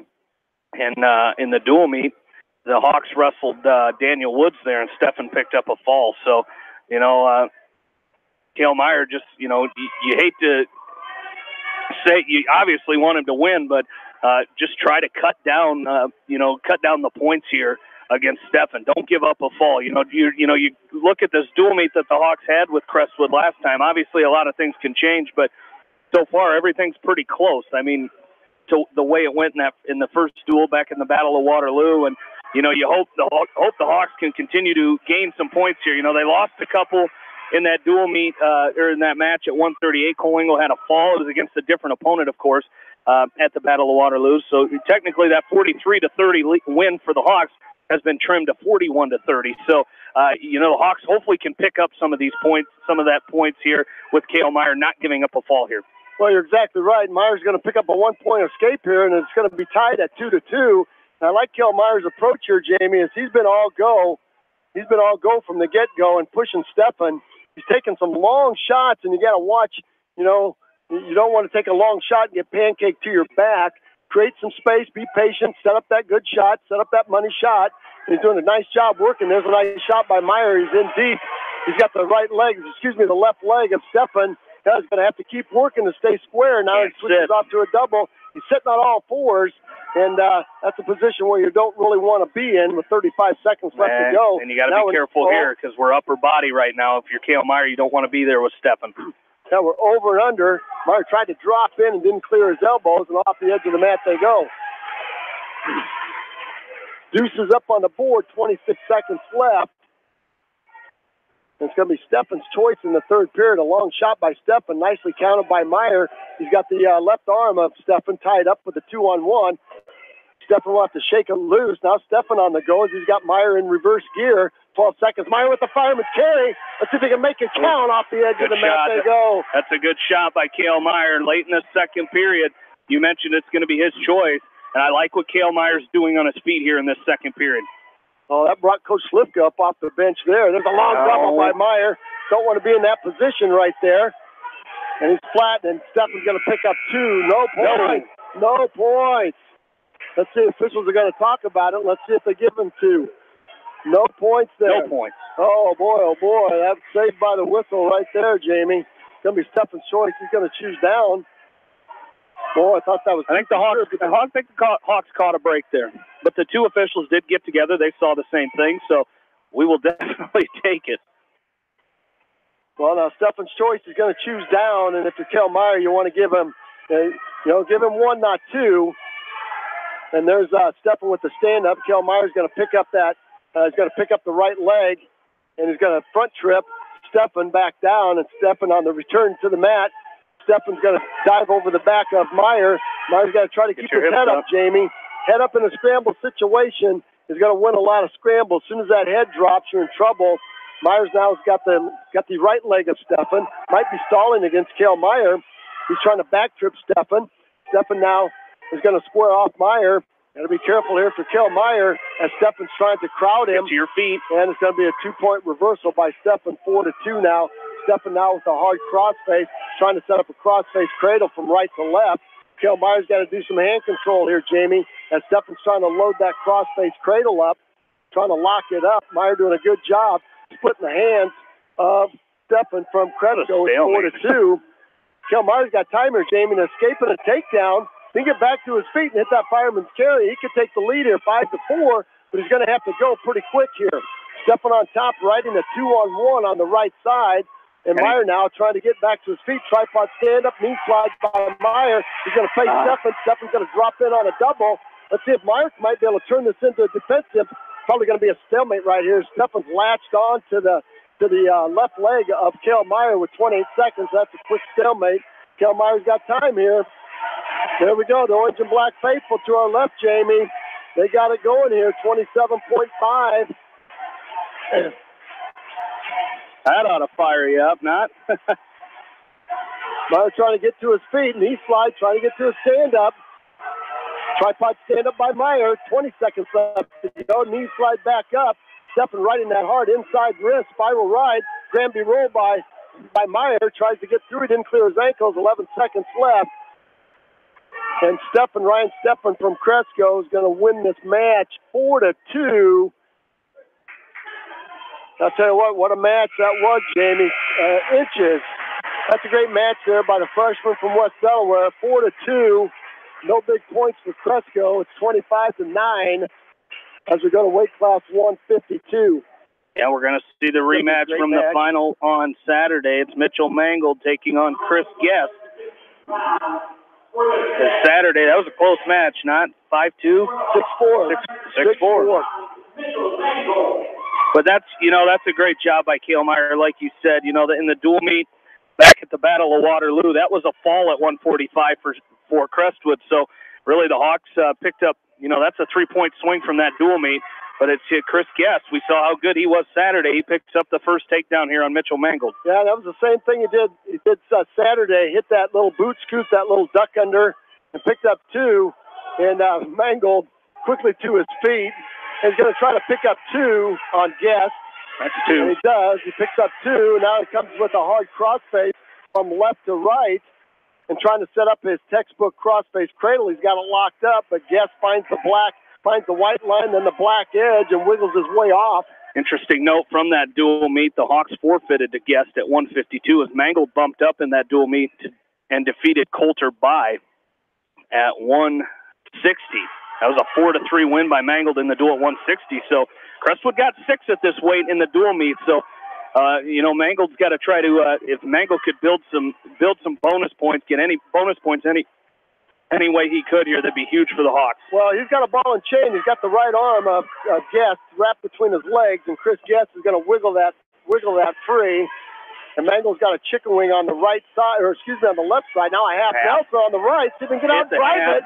He's going to drive Chris Guest to his back. He's got Guest on his back. Boy, had him to his back. And Mangold, let's see if he can square up. Mangold's a winner. Yes! It could be the fall. Referee looking close. Kind of dark under there, Jamie. I'm not sure if he can see everything. But Mangold has Chris Guest on his back with 35 seconds. Guest up in a high bridge. That's relentless. Come on. Mitch Mangold. Come on, Mangold. There's the fall. There's the fall. It's 1-31. Mitch Mangold makes a close match. Not so close. As Mangold will win that match by a fall. And the pin bug, Jamie, outstanding job right there. 31-9, and we're going to go up to weight class 160, and let's see what Coach Voss decides to do. He's going to send Jared out here. Yeah, I think he's going to take on Coulter by. It's going to be a 4-foot. No, is it? Yep. Oh, it's going to be a 4-foot right there. And I think what happened there. To do that, so they wouldn't move. Yep. They wouldn't move their people, Jamie. Yep. The Hawks sent Jared Voss out, which sent out Coulter by, and he's going to win that match by injury default. So it's going to make the team score 31-15, but a great move by Coach Voss there, sending Jared Voss out. Coulter by thought that's who he was going to wrestle, but it is not, and he's going to take the forfeit. That's going to make the team score 31-15. Now we're going to have Jack Newhouse and Ross Neoner. Well, the Neoner is a junior at 13 and 18, and Neoner in on shot a long double on Newhouse, and Newhouse is going to take Neoner to his back, and Neoner will roll through. Again, Jack needs to just be patient right here. He's going at he's 1,000 miles an hour right here, Jamie. Just want to be patient and set something up. He's got an inside wrist, trying to roll it out to a bar. Tristan Hansmeyer from walk-on technical fouled Neoner 18-2, and then Newhouse pinned Hansmeyer. So you got to be thinking that this is one that's going to go in the Hawks win column here, Jamie, and they're looking for some bonus points. And they did wrestle at that Battle of Waterloo, and it was a 9-4 win by Jack Newhouse. So looking to duplicate that here.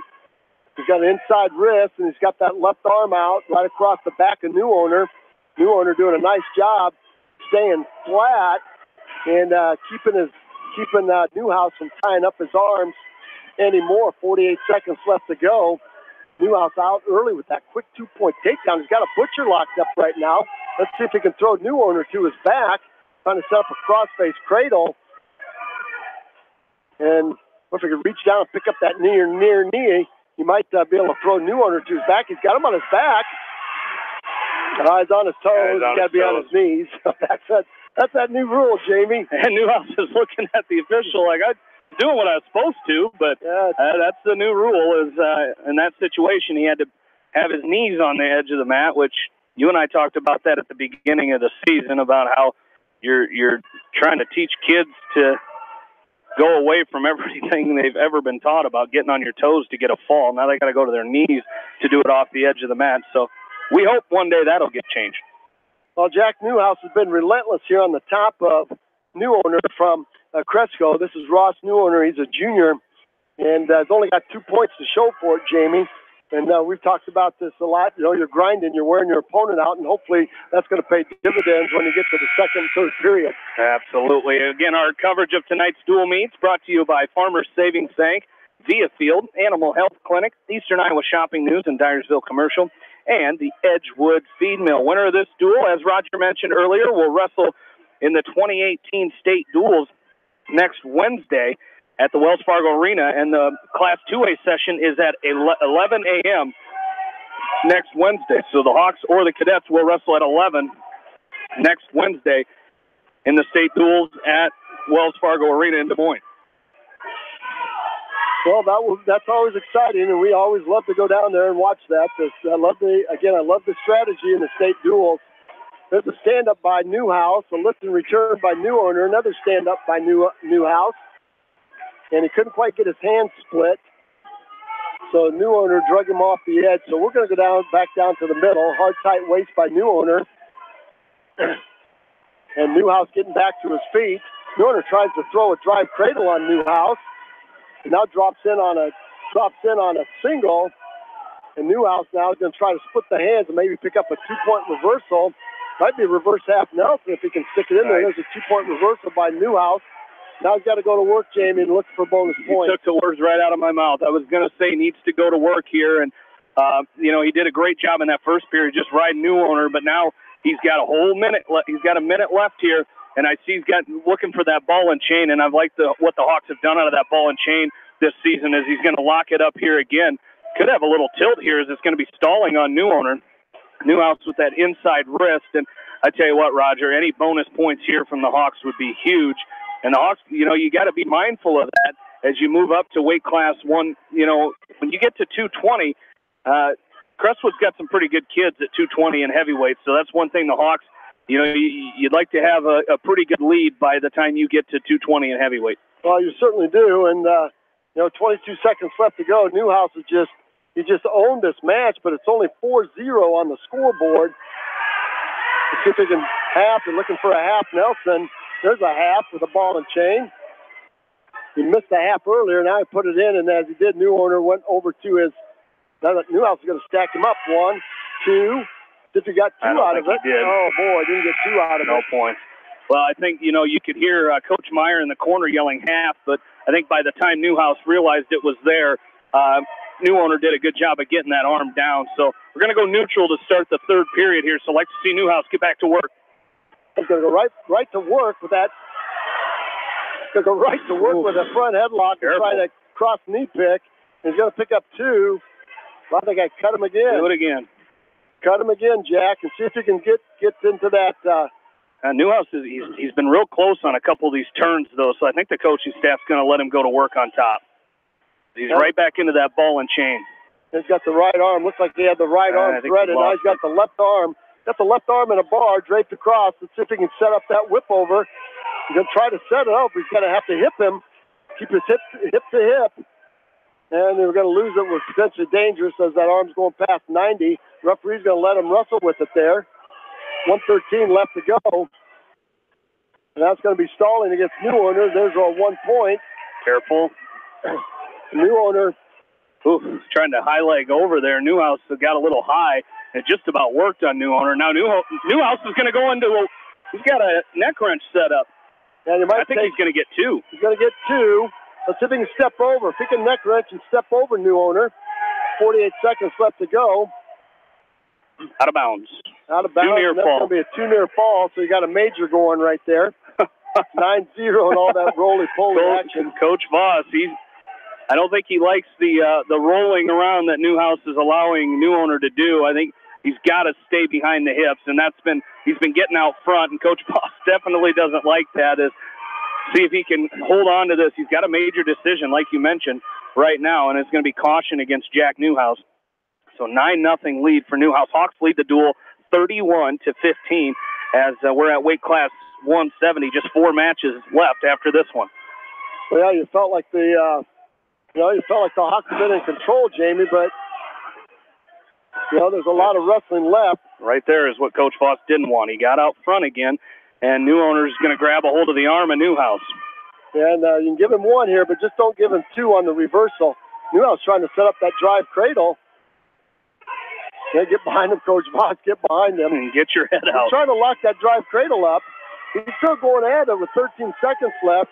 Newhouse might have that cradle locked up. He's going to set New Owner up with it.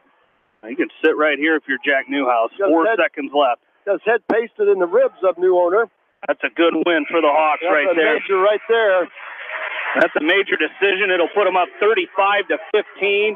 That's an improvement. That's an extra point from that dual meet that we saw. Now we're going to have a big one here. Is Jordan Brees is going to come to the mat for the Hawks. Was he leading? What was the score? Was he leading that match, Saturday? Match 6-3 on Saturday as he's taking on Judd Grover. They wrestled in the finals of that meet on the sectionals on Saturday, and Brees was up 6-3 and was pinned by Grover. So I'd like to see Jordan Brees stay out of trouble as he was unable to do so on Saturday in that sectional. Well, as long as he doesn't shoot that double to the right side, Jamie. If he keeps his shots to the left side, he's fine. As soon as he goes to the right side, if he stays to his left with his shots, he's always in good shape, and he always hits his mark. And we'll see if he can remember to breathe. There's a hard double by Brees. Yeah, for Brees, he was up. He had an escape in the second period, followed that with a takedown. An escape it was 5-2 after the second period. And then an escape and a takedown for Grover tied the match, and of course he followed that with a fall. Well, you can just hear the crowd. You can hear the crowd. They're on the edge of their seats here, Jamie, knowing that this is a huge match. As the Hawks will be favored in the next match at 195, and then they won't be favored at 220 or heavyweight. But if they can win this match right here, 18 points. Yeah, they don't. It's right now 24 points, mathematically possible for Cresco to win this. Yeah, if Jordan Brees wins here, I believe it's over. It's over, yes. It'd be 38, and it'd be 38-33 maximum. So this is a huge match. Either one of these next 2 matches, if the Hawks win, they'll punch their ticket to the well. First time since 2013. That is correct. So I actually just looked that up earlier today, Roger, and I tell you what, that 2013 state duel still hurts. Oh, it does. The 1-point loss to Davenport Assumption, I think the score was 30-29 was the final score, and that one still stings a little. But I tell you what, how sweet it would be here tonight if the Hawks could get back there for the first time since that season. Yeah, that would be, 5 seconds left, that's going to do it. But then again, 3 days later, the Hawks made it sting a little less as they won the traditional state tournament. So, but looking to get back there again here tonight, and Jordan Brees or Harrison Goebel or Ben Ridenauer or Carson Petlin, a win by either of those, the Hawks would make that return trip. There's a quick stand-up by Brees as he chose down, and a quick back trip and return. Grover coming into the sectionals, Jamie, only had 9 matches in. He was 5-4 coming into the sectional. So up and down, there's a nice stand-up by Jordan Brees. That's just very nice. Got up to his feet, worked hand control, popped his hips, and then turned and faced Grover. Brees trying to work to that slide by to his left side. And I like what Jordan's doing, Jamie's being very patient. And there's no need. Grover will not take a shot on you. He will not take a shot. I don't think we saw him take a shot at all on Saturday. And like you said, it was Brees shooting with his right arm that left that arm open, and it allowed him to throw him. Yeah, just like right there. He went to that right side. Now Grover took a long shot right there. And a nice snap down by Brees, but he missed the go behind, so back to the feet we go.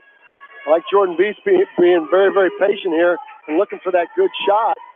103 and counting, period number 2. Brees up 1-0. Working the edge of the mat. Grover with an underhook on the right side of Brees, and Brees is going to back out of that. Now a 2-on-1 by Grover, a hard collar tie by Brees. 50 seconds left. Brees doing a nice job controlling wrists.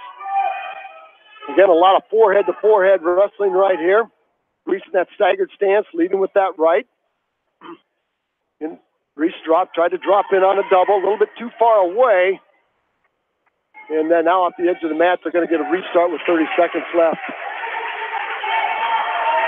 Coach Boss says, yeah, shoot that high crotch. Set that high crotch up.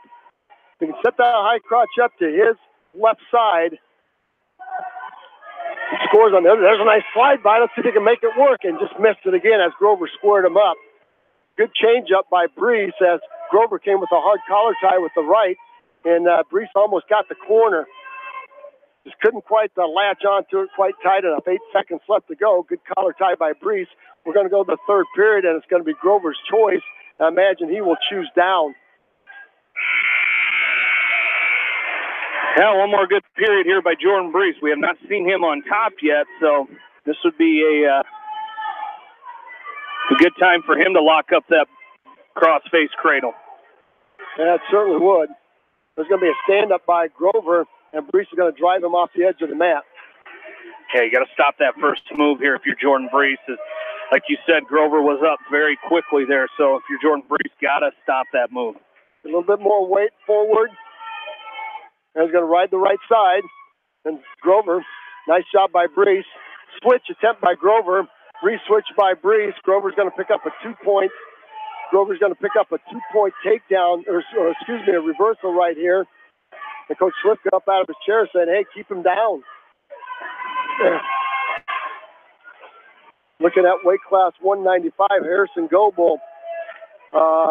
Jared Knutson, Goebel pinned Knutson in 44 seconds, Jamie, at the sectional.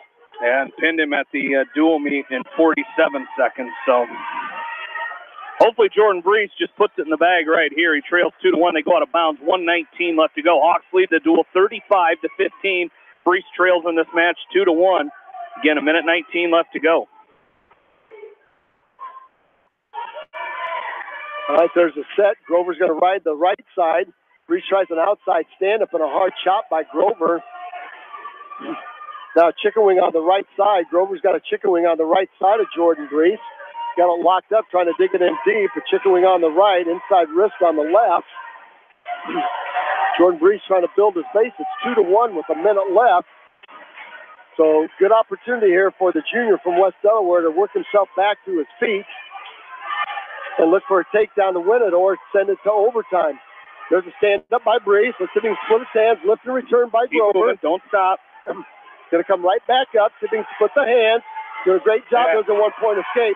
Now Brees in on a single to the left side. That's his place where he likes to shoot. Let's see if he can finish it. Trying to back trip Grover. There's two. There's two with 31 seconds left. 4-2 now is the score for Jordan Brees. Now you got to keep him down. Coach Boss trying to get his attention. I tell you what, that was, we had about 1,000 people to our left hollering 2. Everybody's an official tonight. This is so exciting, Jamie Vasky. Now, Brees can't give up the 2 reversal right here. He stopped that switch, and that's huge for Jordan Brees. Stephen came with a switch and a hard, tight waist, and he drove back across it. 21 seconds left. Let's see if he's got Grover broke. Brees up on top, grinding with 16 seconds left. Grover back up on top to his knees. To Jordan Brees, 1-2 here, 10 seconds left. Brees now with an inside wrist on the right. You're going to watch this 5 place seconds explode left to go. here. Everybody knows. Everybody's done the math there, Jamie Baskey. 2-1. Jordan Brees gets the payback, 4-2. And everybody's done the math right there. 38-15 as Jordan Brees gets the payback right here. I'll tell you what, good sportsmanship by Grover as he pats Jordan Brees on the back. 38-15. The Hawks are going to win this duel and punch their ticket to the well. And we've got 3 matches left here. Yeah, and you know what? I tell you what, that's huge for the Hawks, and we could see that match again on Saturday at districts as well. So should be, can't wait to see that one again if we get to. It certainly will be, and that'll be when it really counts. Tonight it really counted as far as the team. There's Harrison Goebel with a snatch single on Knutson from Jared Knutson, the senior from Cresco. And see if Harrison Goebel, 44-second, 46-second fall. He's trying to do it again with that cross-face cradle and put an exclamation point on here. And again, Jamie, this has been one of those duels so far that every match that the Hawks had to win, they have won. And they've got some help there with some bonus points. So when you throw, you get Ryan Phillips back into the lineup wrestling a quality kid from Cresco, and then he gets a fall. I tell you what, that's a very, very good thing. 104 and counting. So Knutson playing the turtle underneath. Goebel grinding from side to side. Hard crossface by Goebel again. And he's shoving that left elbow up. Now here comes a hard crossface right across the cheekbone of Knutson. Now we're going to get stalling against Knutson. Knutson's main objective here is not to get pinned by Harrison Goebel.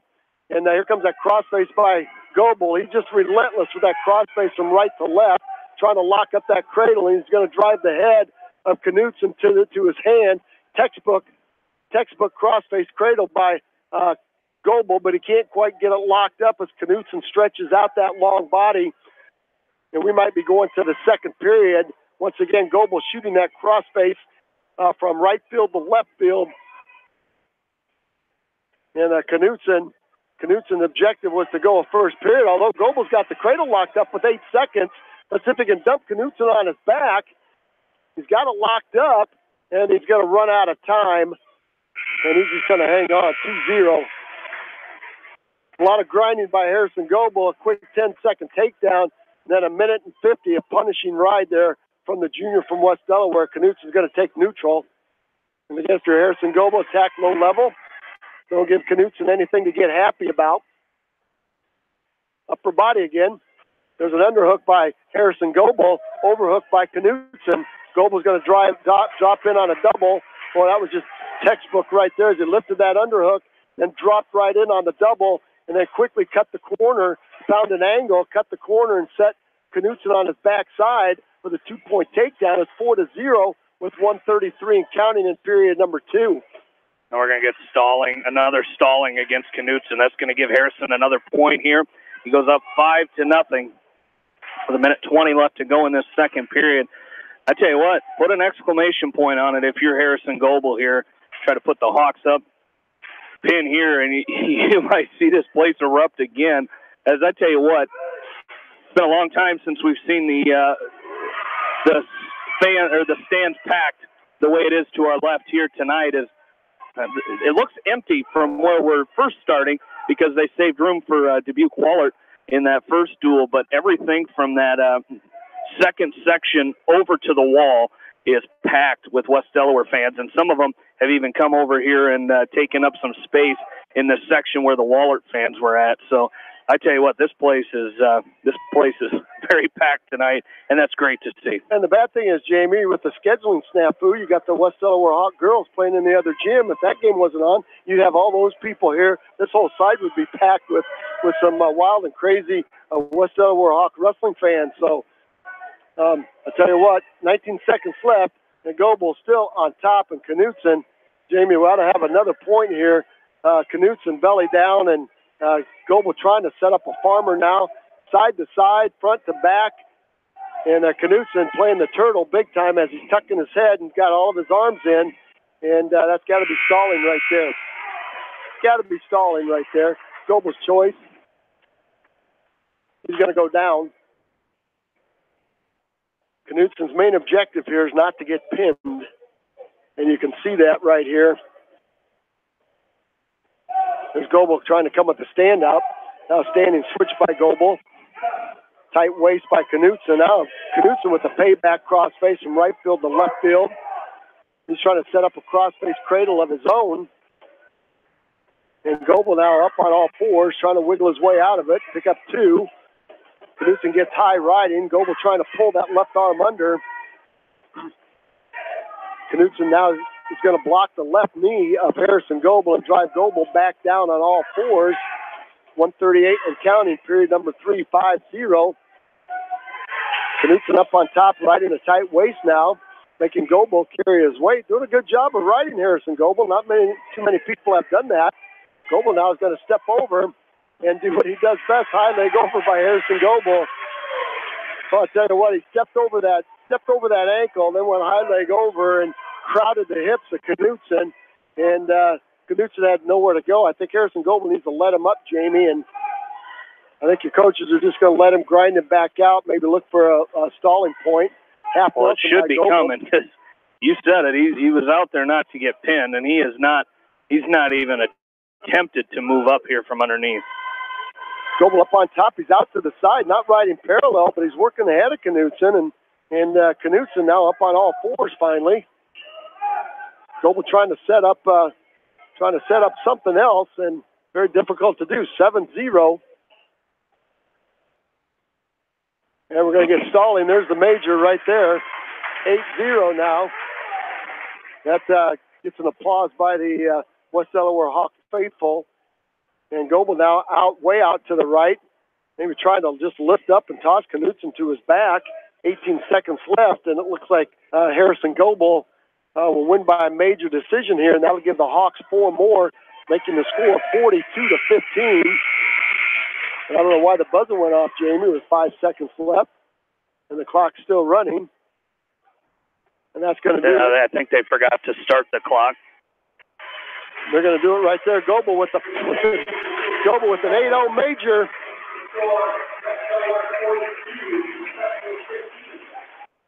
Goebel with the major, and that's going to send us to weight class 220. And for Cresco, Stone Peckham will take the mat.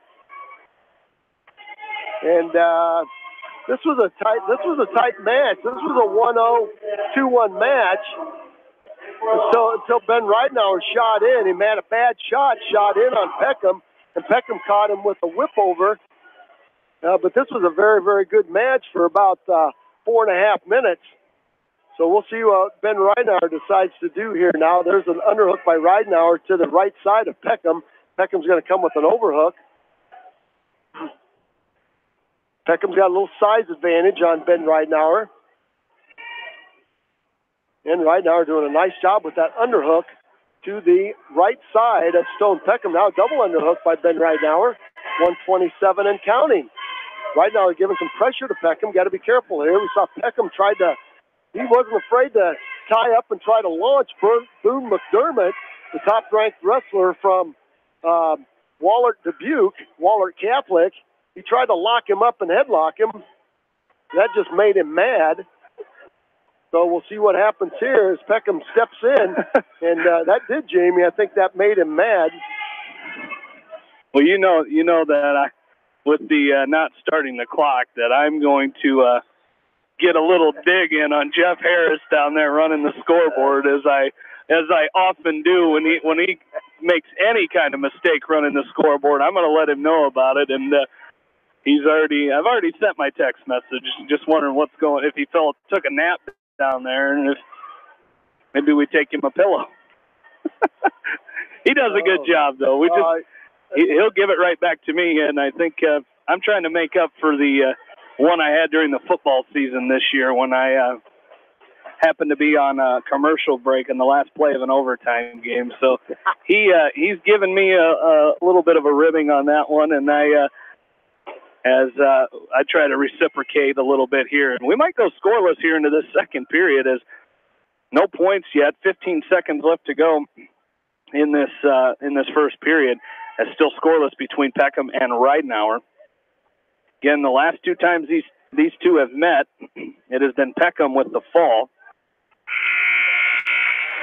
And Ridenauer trying not to let that happen again here tonight as he goes up. It's going to be his choice, and he will choose down to start the second period. As score from the other gymnasium tonight, start of the fourth quarter, West Delaware trailing Anamosa 30-17. So the Hawk girls team finding it going a little tough tonight against the Anamosa Blue Raiders. As Swish and Bill bringing you that coverage tonight up in the upper gym. Well, Stone Peckham up on top, and he's got the right arm of Ben Ridenauer tied up. He had a head lever, and he was trying to run the head lever from right to left. And Ben Ridenauer wisely got his left side up and took the head lever away. Now Peckham tried to set up a chicken wing, and Ridenauer drove his right arm forward, took the wing out. So Peckham goes right back to an inside wrist. He's got a lot of weight on the front, on the head and shoulders of Ben Ridenauer. 0-0 on the scoreboard. Our meet score here, 42-15 in favor of the West Delaware Hawks. And there's a tilt by Peckham. Got a 1,001 count. Now he's going to get a 1,002 count as he's got Ridenauer tilted for a 2 count. There's a 2-point near fall for Stone Peckham.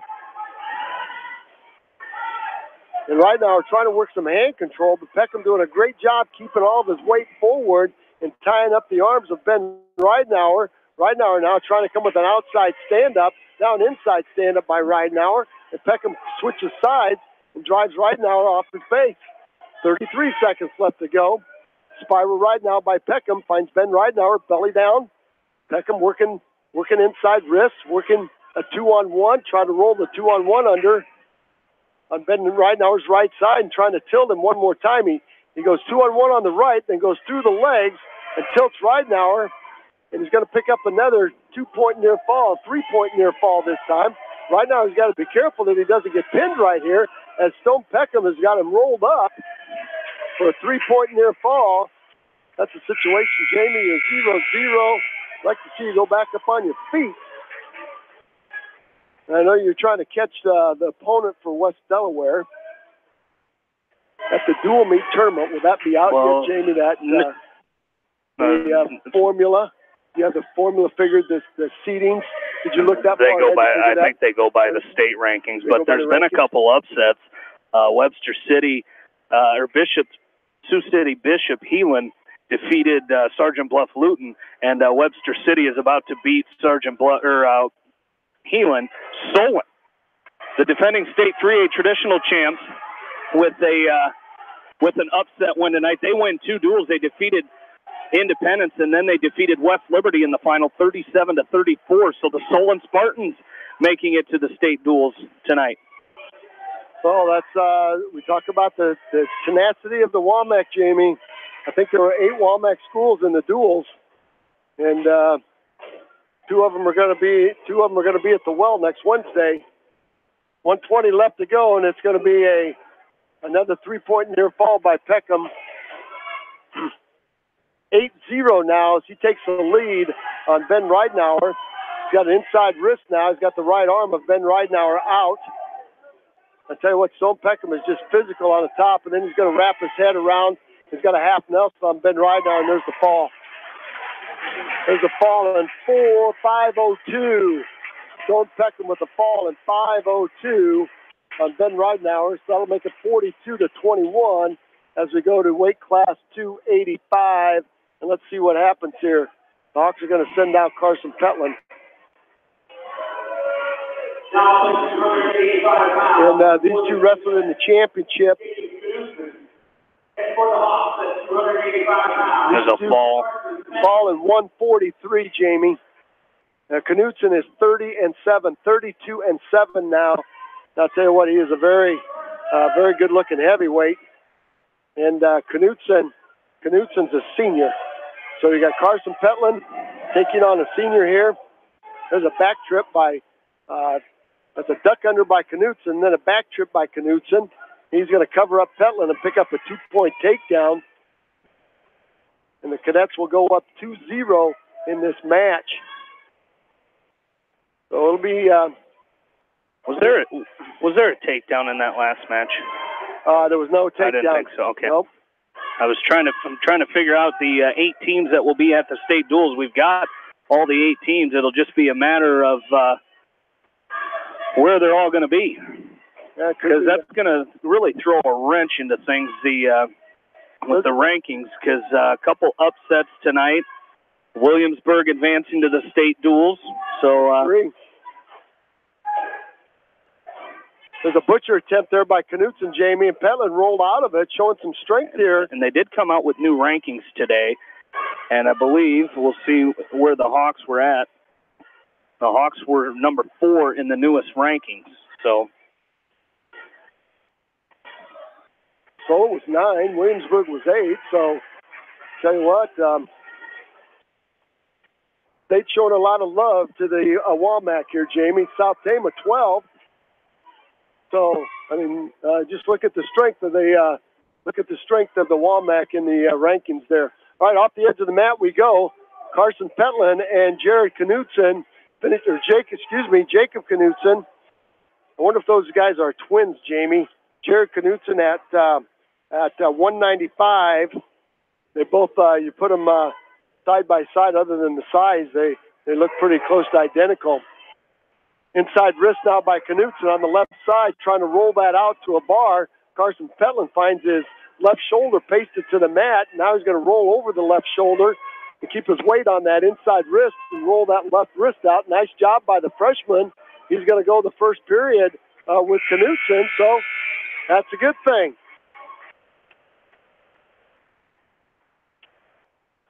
It's going to be Knutson's choice. He's going to defer over to Carson, and Carson's going to go neutral as he checks his coaches out. So Carson Petland here trying to work Knutson. Knutson working ahead of Petland. Then we talk about Carson Petland just doing a whale of a job this year.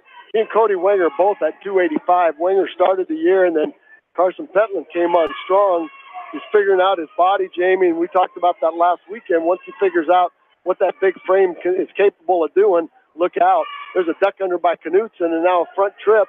Now a back trip by Knutson. Now a switch attempt by Petland. Oh, he just missed the switch on Knutson on the lift and return. Knutson will pick up 2 for the takedown with 1:24 left to go in period number 2. Period number 2. There, Coach Slipke yelling on the mat, break him down. And Petland, I tell you what, Carson Petland's doing a great job staying up on all fours and staying wide. Now nice stand-up by Petland. That's going to be a 1-point escape. 4-1. Oh, we saw Carson Petland take down district qualifier Taven Ridge from Maquoketa by just being relentless and making Ridge carry his weight. He's doing the same thing here with a much smaller Knutson from Cresco. He's getting on top and making that low back of Knutson carry all that weight. Got the Cresco coach is saying, hey, take him down. 36 seconds. There's Petland trying to throw a headlock on Knutson. Knutson's going to try to back trip Petland again. Petland's fighting hands, staying wide. Knutson around the back of Petland. Petland's going to split the hands and turn and face him. 20 seconds left. The freshman's gaining some confidence here. Underhook by Knutson. Trying to cut the corner. Petland trying to hit a headlock on him. Knutson's going to reach down and pick up the right leg of Petland. Petland's trying to get some weight on it, trying to stuff the head. There's a back trip by Knutson. He's going to set the big guy down on his backside for a 2-point takedown. It's 6-1. Going to period number 3. Well, if they go by the rankings, the way things shaked out, we could see a first-round matchup between West Delaware and Davenport Assumption, and then the winner would take on the winner of New Hampton, Turkey Valley, and Webster City. So should be a good state duels that the Hawks will be a part of next week. As we mentioned, the couple upsets tonight, Williamsburg, West Delaware, and Solon, all out of the Womack Conference, and it just goes to show you how tough the conference is. Well, and I don't think that's coming from the coaching staff over here. That's coming from the top row of the stands over there, the yelling of the encouragement to Knutson. That's probably Papa Knutson. Tell you what, 1:30 left to go, and Carson Petland has given Knutson everything he wanted, everything he wants and more right here. And again, he's making Knutson carry his weight. And when you got that size, he's got that much size advantage. That's good strategy. You got a much smaller opponent, and you're making him carry your weight by coming hard with your collar ties and then using your leverage. Knutson much taller Petland, much taller than Knutson, and he's working his collar ties. Knutson's been able to hit his duck under to the left on Petland. He gets that right elbow up just a little bit. He's been able to work that duck under. 55 seconds. There's a shot by Petland. Boy, he was in deep on a single and couldn't quite get both hands behind the knee of Knutson. And Knutson showed some quickness and backed right out of the circle there. 48.1 seconds left on the scoreboard here. Again, the Hawks up 42-21. They've doubled up the Cadets after coming from behind on Saturday and winning that sectional. The Hawks have made a statement here, Jamie Vaskey, by putting together a solid team effort and making what many people thought would be a 3 or 4 point dual meet into this hasn't been a runaway, but into something more comfortable. 25 seconds left to go in this match. It's 6-1 in favor of Knutson from Cresco. But I'm telling you what, this freshman Jamie is getting better and better and better every time he goes out. And when you got somebody that's got the frame like Carson Petland, he's going to drop in on a single. Now a double by Petland. He's going to drive in. Tell you what, you'd just like to see that again with short time. Carson Petland in on a double leg takedown. And that's going to do it. They're going to end the match right. Let's see if they end the match right there. They got 0.8 left. 0.8, there it is right there. It's going to be 3 for the Cadets, making our final team score 42-24. We'll take a break here. Jamie's adding up his figures and facts. We'll have some closing remarks as the West Delaware Hawks win this region 42-21. We'll be right back. Stay with us for Jamie's recap. You won't want to miss that on Eastern Iowa Sports Station, Mix 94.7 KMCH. Easy Pickens, Quick and Handy, and McDermott Oil wish all area athletes and coaching staff continued success in tournament action. Stop into one of their stores for delicious Godfather's Pizza. Good luck from everyone at Easy Pickens in Manchester, Quick and Handy in Dyersville, Lamont and Epworth, and McDermott Oil in Cascade. Pete's Small Engine Repair are proud to support all the area athletes in tournament action. For all your small engine purchases, repairs, and rebuilds, call the Small Engine Experts. Pete's Small Engine Repair. Congratulations from Pete's Small Engine Repair in Monticello. When it comes to financial planning, most financial companies focus on your income. At Northwestern Mutual, we focus on your outcome. It takes the right financial partner who cares as much about your future as you do, building a financial plan to meet your life's priorities and helping you achieve the financial security you're after. Focus on your financial outcome with Northwestern Mutual. Contact me, Mitch Payton, or Matt Schulte today. You and Northwestern Mutual, stronger together.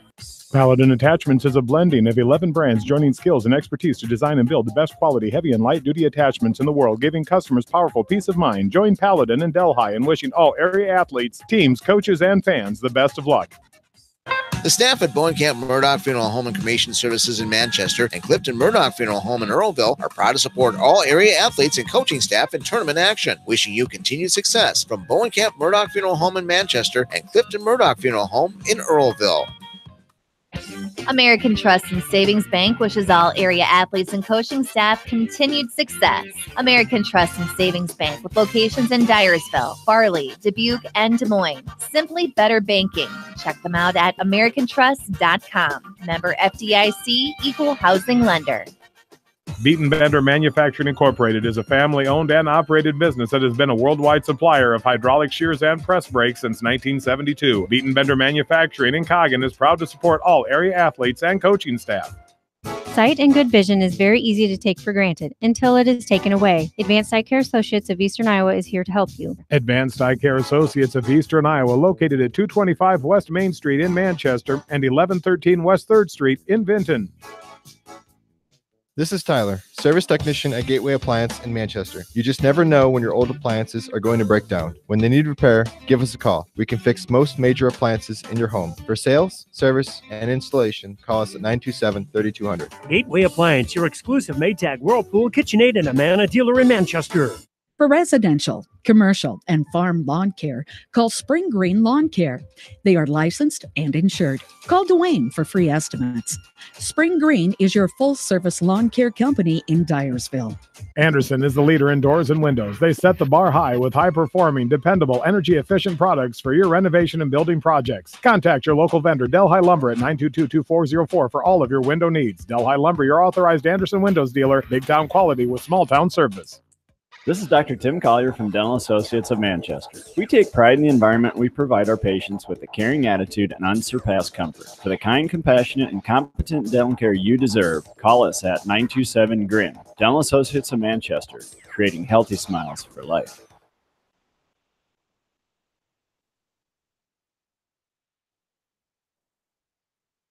Into West Delaware High School, Seedorf Gymnasium. Hawks victorious tonight, 42-24. And it's a happy gym, Jamie. It's a happy gym. It is a happy gym. And our coverage tonight, of course, brought to you by Dairy Queen, Fairway in Manchester, DNS Portables, Fireside Pub and Steakhouse, and H&R Block. As we recap this final duel, here tonight. We started at 106 pounds. It was Luke Farmer from West Delaware picking up the takedown, or the pin, in 151 over Nathaniel Bigall of Crestwood. Evan Woods followed with a fall in 141 over Matthew Slipka. At 120, Crestwood got on the board with a fall in 120 over, as Caden Anderlich pinned Riley Dolan. At 126, it was Stavely Mowry with a 4-3 win over Hunter Fausick. That put the Hawks up 15-6, and Ryan Phillips made it 21-6 with a fall in 106 over Hunter Bai. At 138, it was Cole Engel with a 13-5 major decision over Carlos Biescochea of Crestwood. At 145, Ryan Steffen of Crestwood with a 4-2 win over Cale Meyer. That made it 25-9 Hawks. At 152, Mitchell Mangold with a fall in 131 over Chris Guest. At 160, the Hawks injury defaulted Jared Voss to Coulter Bai. That made it 31-15 Hawks. At 170 pounds, Jack Newhouse with a 9-0 win over Ross Neoner made it 35-15. Jordan Brees made it 38-15 with a 4-2 win over Judd Grover. At 195, Harrison Goebel picked up an 8-0 major decision over Jared Knudsen. And then Crestwood at 220, Stone Peckham with a fall in 5-02 over Ben Ridenauer made it 42-21, and at heavyweight, it was Jacob Knudsen with a 6-1 win over Carson Petlin of West Delaware, making the final team score 42-24. In that dual meet, the Hawks with 3 major decisions, Crestwood with 0. The Hawks had 12 takedowns in that dual meet, Crestwood with 8. The Hawks had 4 pins, the Cadets had 2, and West Delaware won 9 matches, and Crestwood winning 5. So the Hawks advance to the 2018 state duels. First time getting back to the duel since 2013, where they were runners-up. As Hawks advancing, they will wrestle now next Wednesday.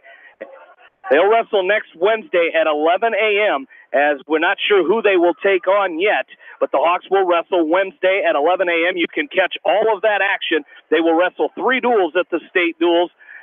Next Wednesday, they will wrestle at 11. Then they will wrestle at 1 o'clock, and then depending on what place the Hawks will go for, they will wrestle at either 4:30 or 6:30. So we will take a short break. We'll come back with the coach of the West Delaware Hawks, Jeff Voss. Right after this, you're listening to West Delaware Wrestling from KMCH Sports. Skogman Realty would like to congratulate all area athletes and coaches on a successful season and wish you the best in tournament action. For your real estate needs, contact Christine Baldwin, your local Skogman Realty agent in Manchester, at 920-9194. Jay's Auto Supercenter in Manchester has quality pre-owned vehicles, great financing options, a full-service department, body shop, and detail department. See their full line of vehicles online at jsautosales.net. That's Jay's Auto. Customer satisfaction is their #1 priority. Jay's Auto! Hi, this is Jamie Vatsky at Don & Walt LLC, your independent Lennox dealer in Manchester, encouraging you to plan ahead. Have us check your heating or air conditioning unit before you need it. For residential or commercial plumbing and heating needs and top quality Lennox furnaces and heating units, see Don & Walt LLC on East Main Street in Manchester, or give us a call at 927-2232. For all of your auto, home, health, and life insurance needs, it's American Family Insurance Tad Mormon Agency on East Main in Manchester. Best of luck to all the area athletes and coaching staff from American Family Insurance Tad Mormon Agency in Manchester. Your dream is out there. Go get it. They'll protect it. Family fun and great food await you at Lightning Lanes Family Center and Captain and Tennille's Sports Bar. Come out for a fun night of bowling or watch the big game on their 10-foot HD big screen. And of course, great food and your favorite beverages. Lightning Lanes Family Center and Captain and Tennille's Sports Bar on East Main in Manchester. Hey area athletes and coaches, my name is Brooke. I am cheering you on this sports season.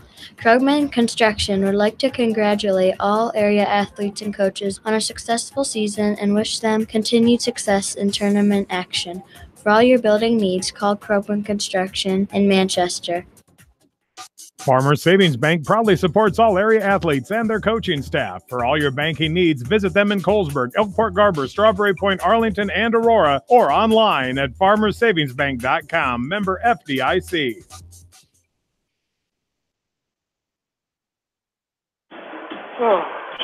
Back into Seedorf Gymnasium, Jamie Vaskey, Roger Reed along with you, and joining us is West Delaware head wrestling coach Jeff Voss. And Coach, whew, that was fun. And I tell you what, Roger and I talked this whole time. This place was packed.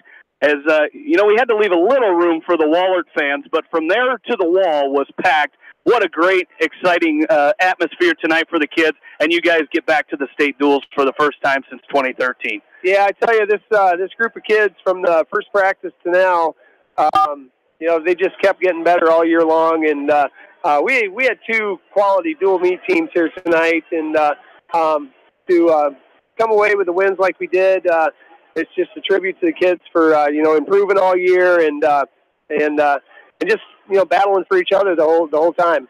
And that first duel, Union, kind of a tricky duel. You coming in there against them, haven't really seen them, didn't see them too many in only two matches at the Benton Community Tournament. They made some moves to fill in at 152, but I tell you what, a good first duel for you guys coming out with a 51-16 win.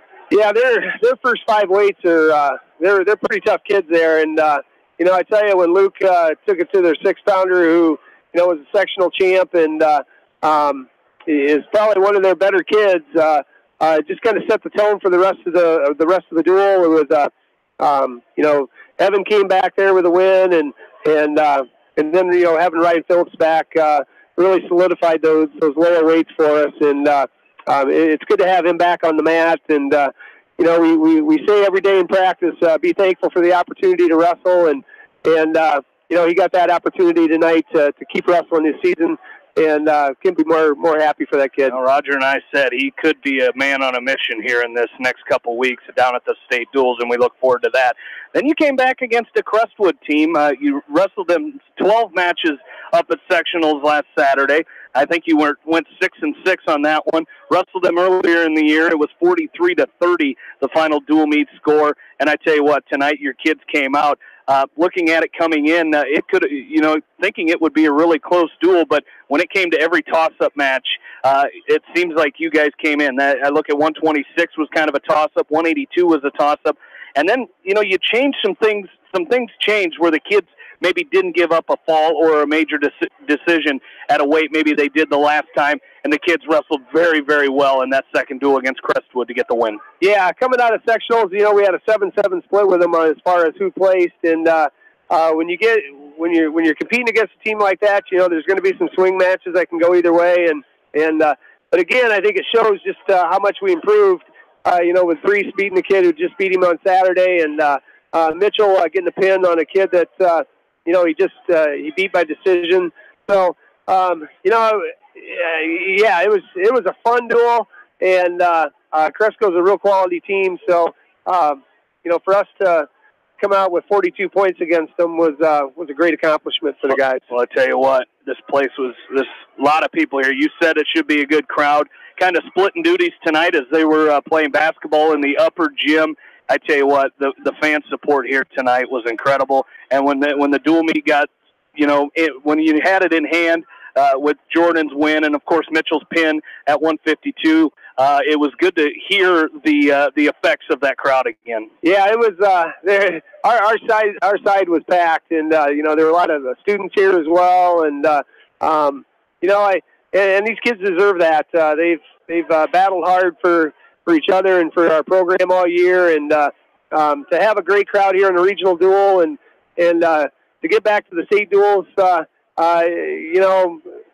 we really didn't set any of the expectations when the season started. It was just how good can we get, and we got another week to get better before the state duels, and we got 3 practices to get better for districts, and we'll focus on individuals now, getting them ready to try to qualify for the state meet, and then just keep everybody else wrestling, because you get down to the state duels, you just don't know how teams are going to, how are they going to approach it. It's the day before the state tournament. They're going to wrestle their best kids.